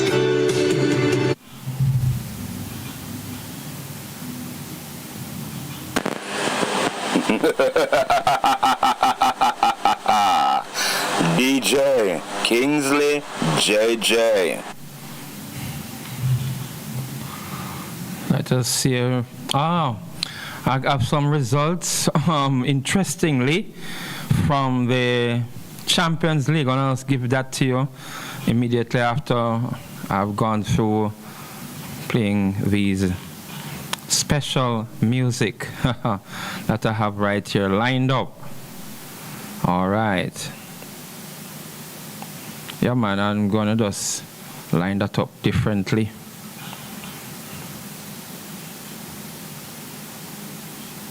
Simon Splinter, the artist. Walk the program, you know.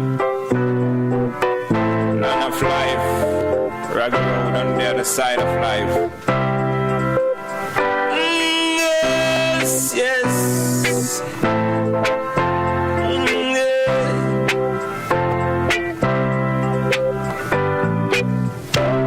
Walk the program, my friend. Talk the program, my friend. Walk the program, my friend. Yeah, man, this is one from Simon Splinter.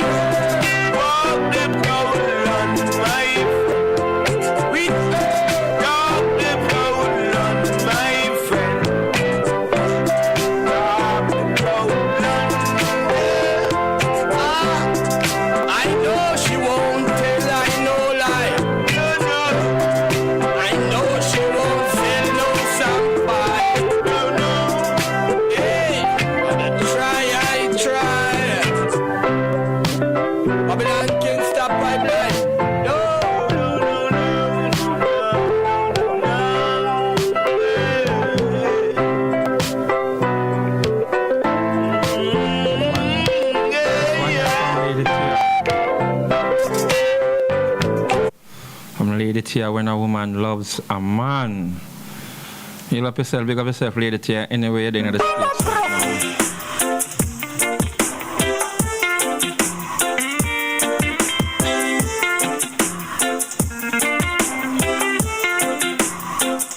Yeah, man. And you can expect to see her right here on our third anniversary show. When she finds a love of man. Sometimes a man loves a woman, but don't you understand that it's sweeter when a woman loves a man? What a feeling when a woman loves a man. Oh, what a joy when she finds a love of man. Sometimes a man loves a woman, but don't you understand that it's sweeter when a woman loves a man? When she loves you, she never have to tell you. You can see it in everything she do. She'll protect you, let nobody hurt you. You're her dream come true. Time is the essence of a love that's growing. Only a heart that feels it knows it. She'll always love a man like you. I know you feel the same way too. What a feeling when a woman loves a man. Oh, what a joy when she finds a love of man. Sometimes a man loves a woman, but don't you understand that it's sweeter when a woman loves a man? What a feeling when a woman loves a man. Oh, what a joy when she finds a love of man. Sometimes a man loves a woman, but don't you understand that it's sweeter when a woman loves a man? Like a roller coaster, ups and downs, no need no one-night lover. I don't need no undercover lover. When I'm in trouble, we'll run for cover. Never. I need a man who will treat me like his queen. He already knows that he is my king. Royalty will send one just for me, him and me. What a feeling when a woman loves a man. Oh, what a joy when she finds a love of man. Sometimes a man loves a woman, but don't you understand that it's sweeter when a woman loves a man? What a feeling when a woman loves a man. Oh, what a joy when she finds a love of man. Sometimes a man loves a woman, but don't you understand that it's sweeter when a woman loves a man? Much sweeter when a woman loves a man. How you mean? Straight up, yes? Oh, what a joy. Lady Tia. Drop yourself anywhere you're looking at the US. Looking forward to the anniversary show.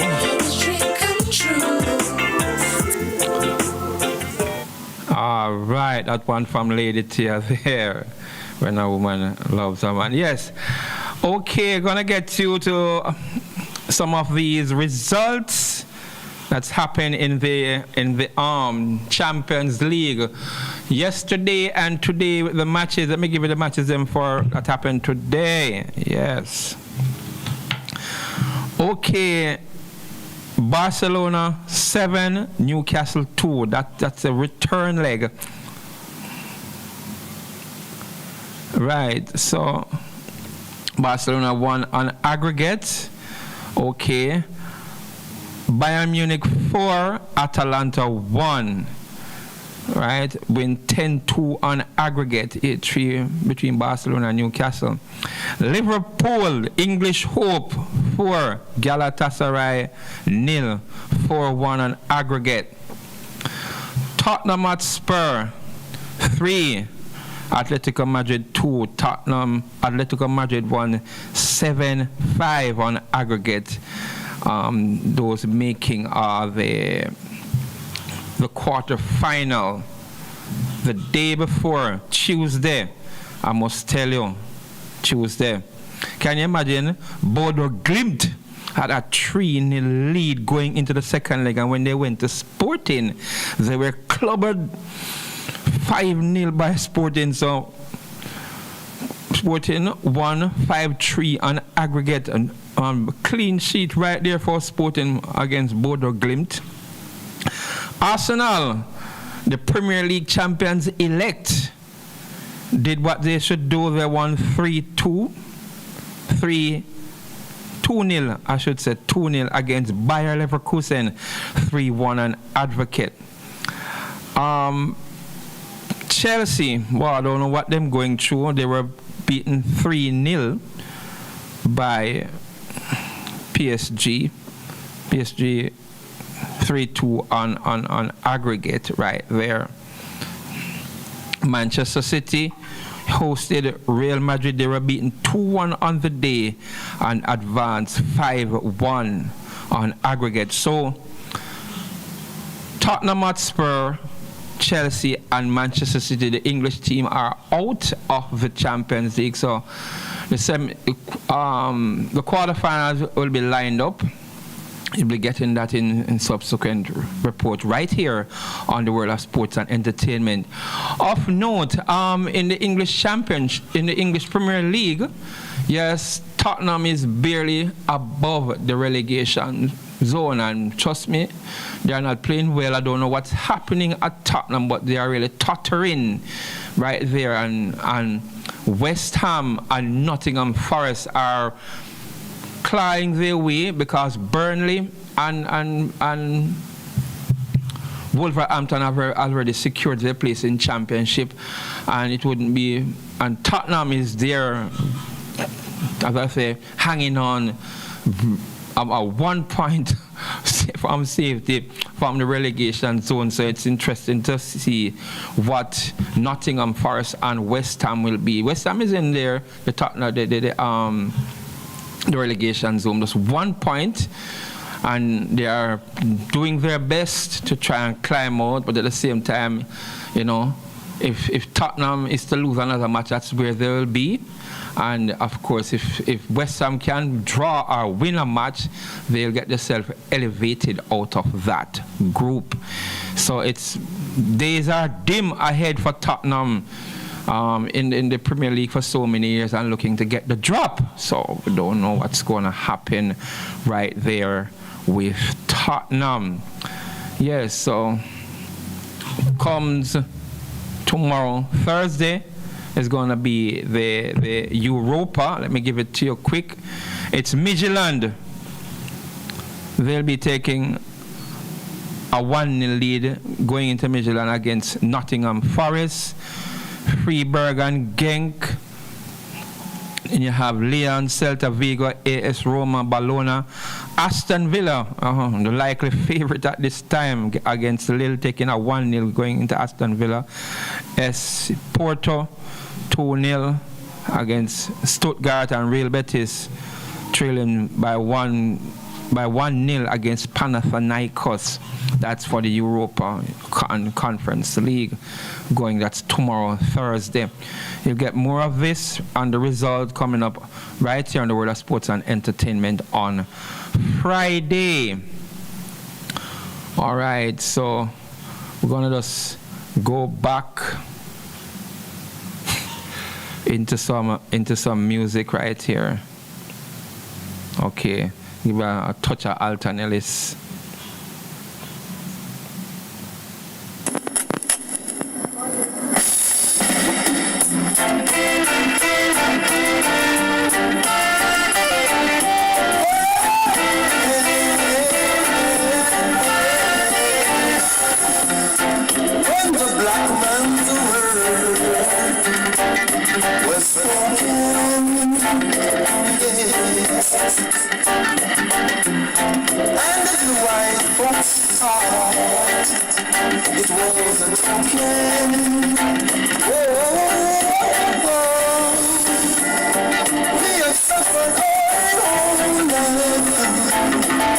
And long-time veteran Alton Ellis. You're going to hear more of him right here on the World of Sports and Entertainment on Rebel Radio.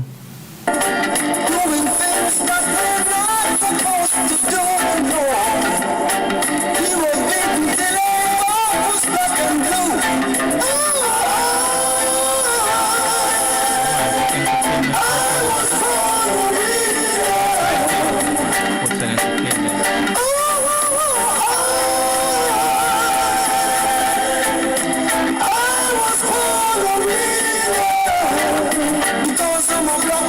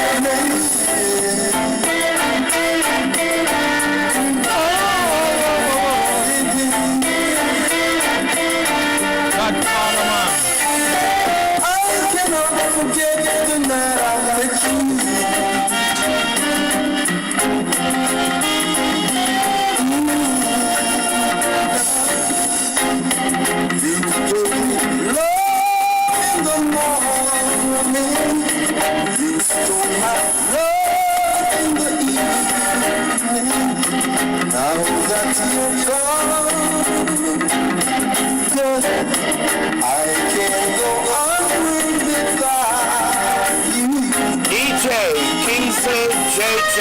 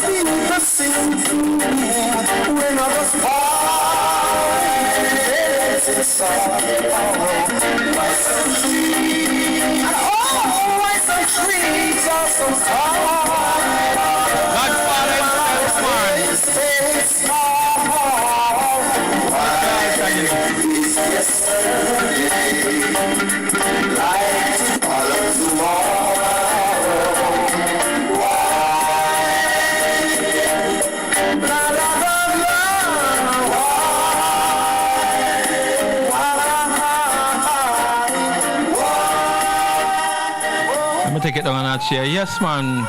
Quite short and thing. We're just wrapping up now. I just wanted to say thanks to my listeners. Conception, Espinosa, Coney, my love there. Aya Water. And of course, the crew up by Photo Express and Fabulous Photo who have done the things for me. And all the artists in the big up on yourself who doesn't know, we're going just push this because the thing is coming up, you know, the 1st of May, and we're starting the promotion, and there's a lot more to add to it. So yeah, man, stay tuned for more right here on the World of Sports and Entertainment on Rebel Radio. I'm your host, DJ Kingsley JJ. So continue to have a good day today, and be aware, stay good, and keep out of trouble. Yeah, man, as we just wrap up and looking forward onward.